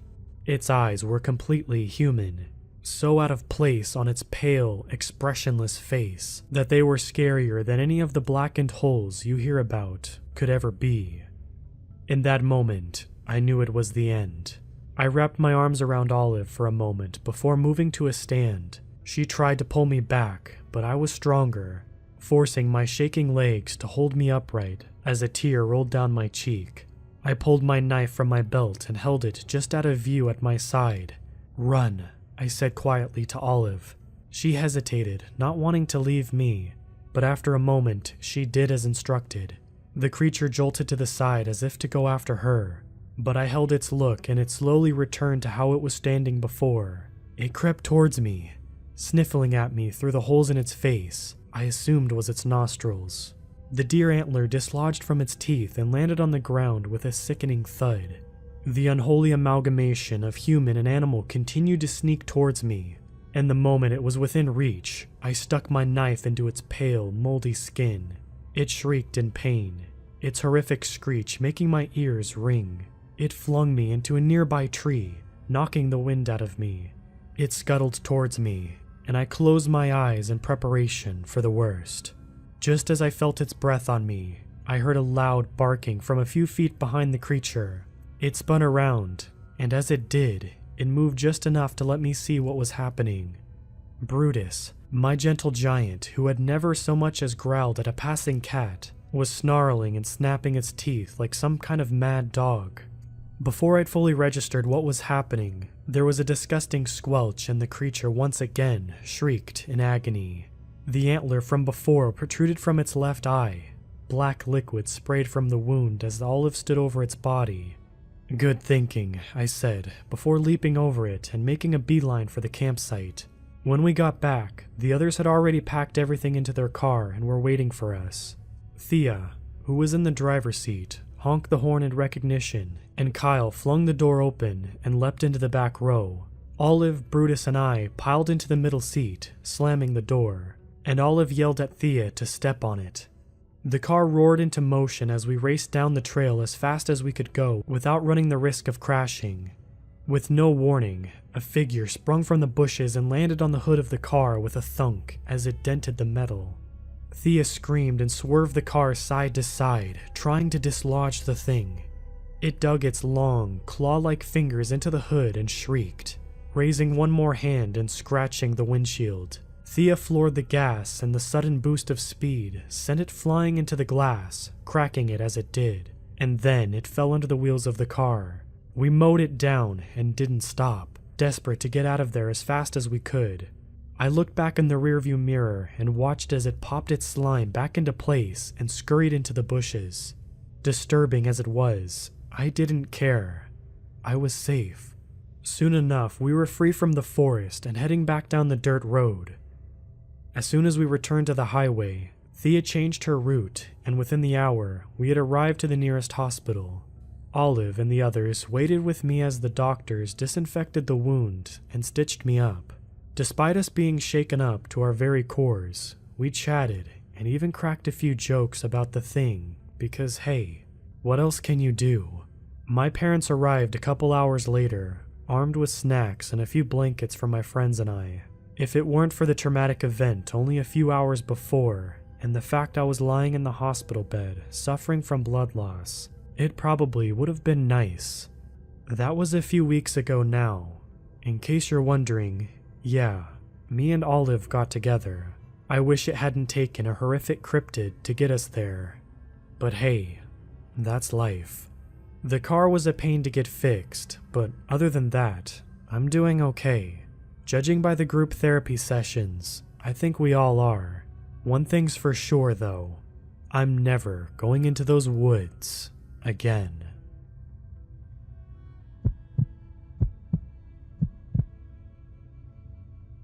I had heard of skinwalkers before, but always just assumed they were Native American versions of werewolves, so I never gave them much thought. Until last week when one of my coworkers at my new job told me that they were the most feared folklore creature. He's originally from Utah, so that makes sense. He suggested some YouTube videos to watch on the subject, and after work that night, I binged about 4 or 5 of the videos. I totally understand his stance on them now. I live in rural South Carolina, so completely honest, I wasn't too worried about the possibility of running into one. My coworker told me that they're basically a Midwestern thing. I'd be more worried about Wendigos if I were you, he joked the day after I watched the videos. We had a good chat about skinwalkers and Wendigos during our shift, and just reveled in the creepiness of them. I mentioned how one of the tales said that the more you talk about the skinwalkers, the more they're drawn to you, and he made a sarcastic ghost noise to keep the mood light. That night, I showed the videos to my fiancée. She was way more creeped out than I was. I became kind of obsessed. I love scary things and couldn't help watch every video I came across. I discussed skinwalkers with my other horror enthusiast friends, looked up skinwalker art, read true skinwalker stories on Reddit, just dove headfirst into all things skinwalker. This went on for a few days until I started feeling a bit burned out on the subject. I live in a fairly nice neighborhood where all of the houses are on one side of the street. On the other side is the property that used to belong to the local elementary school. The building is on the next street over, so basically, it was like the school's backyard or whatever. The school shut down about 30 or 40 years ago, and the county just let nature reclaim it. So directly across from my house is an old chain link fence and just overgrown woods. About 2 nights ago while I was outside, I heard leaves rustling across the street. I didn't bother looking up from my phone. I live across from woods. It was probably a deer. The rustling stopped. Then it started again, and it sounded like whatever was out there was running back and forth along the fence line, panting like a dog. This caught my attention. There had been a few rabies cases in the town 2 months back, so a strange dog running around in the middle of the night was definitely something I'd want to keep an eye on. I look up from my phone in the direction of the sounds, and they just stop. It was like they knew I noticed it. I strained my eyes to see what it was, but it was obscured by the overgrowth. I didn't look away. Must have stared at that spot for at least a minute. I didn't make another sound, didn't move again, so I knew it was still there. A chill ran down my spine, and I began to think of every Skinwalker video I had watched over the last week, and I felt sick to my stomach. I quickly went inside. The next morning, I took my dog out for a short walk. She's a pugzoo named Honey, and is like my child. My fiancé and I taught her that pee-pee poo-poo means time to go outside to go potty. It's the cutest thing. Anyway, this particular morning I had to take her outside to the front yard to do her business. She does her business and then walks around sniffing for about 5 minutes before walking to the side of the street and sitting down. She's never done this before, so I was a little annoyed. I tugged on her leash lightly and tried to coax her back inside the house. "Come on, Honey. Gotta go poo-poo?" She didn't budge. This dog could be stubborn sometimes, but this was something else. She tugged back against the leash and just stared across the street, sniffing the air occasionally. It was then I realized she was staring at the exact spot that I heard the thing the night before. I got goosebumps, and I quickly picked her up and began walking back to the house. As I got closer, I noticed something on the ground on my front steps. It was one of the Halloween decorations my fiancé had hung up on our house. Plastic black roses with plastic eyeballs and spiders on them. The stems were wire, so they can be wrapped around things to keep them secured. This flower was torn apart. Something had come on my porch, taken down the flower, and torn it apart, leaving it laying on my front steps. I picked up the flower and threw it away. I didn't tell my fiancé. I didn't want to freak her out.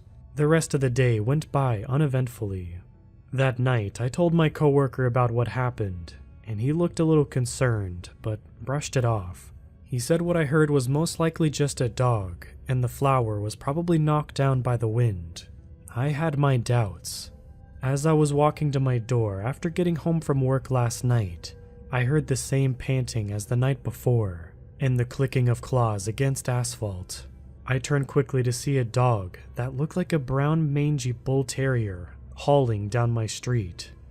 The street is probably 40 feet away from my porch, so I couldn't get a great look at it, but I could tell it was only running on 3 legs, because one looked mangled. It turned quickly and darted into the tree line across the street through a part of the fence that had been pulled back. The fence wasn't like that earlier in the day. That's when I noticed the dog didn't have a tail. I almost threw up. Skinwalker legends say that when they take the form of an animal, they never have tails. I tried to rationalize it to myself. Maybe it just had a stub tail and I missed it because I was running. I immediately went inside. My fiancée was sitting on the porch petting Honey. She could see I was upset and asked me what was wrong. I told her nothing. Just almost got clipped by a car before I pulled into the driveway. She got up, hugged me, and cursed that person that almost hit me. She asked me if I could take Honey out because she had been creeped out by all the spooky videos we've been watching and didn't feel comfortable going outside at night by herself. Honey perked up. She ran to the door and looked between me and the door, whining excitedly. I stared down at her for a moment before agreeing to it. I'll just keep her close to the porch, I thought. We walked off the porch and she immediately tried to walk to the street. I tugged on the leash and she tugged back, eventually moseyed her way to the edge of the porch and did her business. After she began walking around sniffing, I told her the usual line. "Come on, Honey. Gotta go poo-poo?" She huffled at me, sniffed around some more, and eventually started. I was on edge the entire time we were outside, but being around her helped calm me down a little. I then heard it from across the street. "Come on, Honey." My voice in the exact same tone and inflection as I had just said it. It sounded staticky, like an old radio broadcast. but it was definitely my voice. Honey stopped what she was doing and stood alert. She looked over at me with a confused look. Come on, honey. Again, my voice filled across the street. Honey began whining, looking from me to the woods across the street. I picked her up and began walking back up the steps, not taking my eyes off the part of the fence that had once been pulled back. Honey, come. The voice sounded firm now, like it was getting aggravated. Honey squirmed in my arms, whining. I didn't know if she was trying to get out to go run to the voice or to run inside, but I wasn't taking any chances. I turned and bolted up the steps and to the door. As I walked inside, I turned one last time to look across the street. There, standing in the part of the fence that was pulled back, was the dog. Its eyes were glowing a dull orange and it had its teeth bared. The fence was all wrong, like someone had taken a distortion tool and just dragged it around random features. Once again, I didn't tell my fiancée. Stupid horror movie cliche crap, I know, but I really don't want her losing her mind. I just told her there's a strange dog running around in the neighborhood, so to not take Honey out at night. Later that night, after we had gone to bed, I woke up again with the sounds of footsteps pacing back and forth outside my window.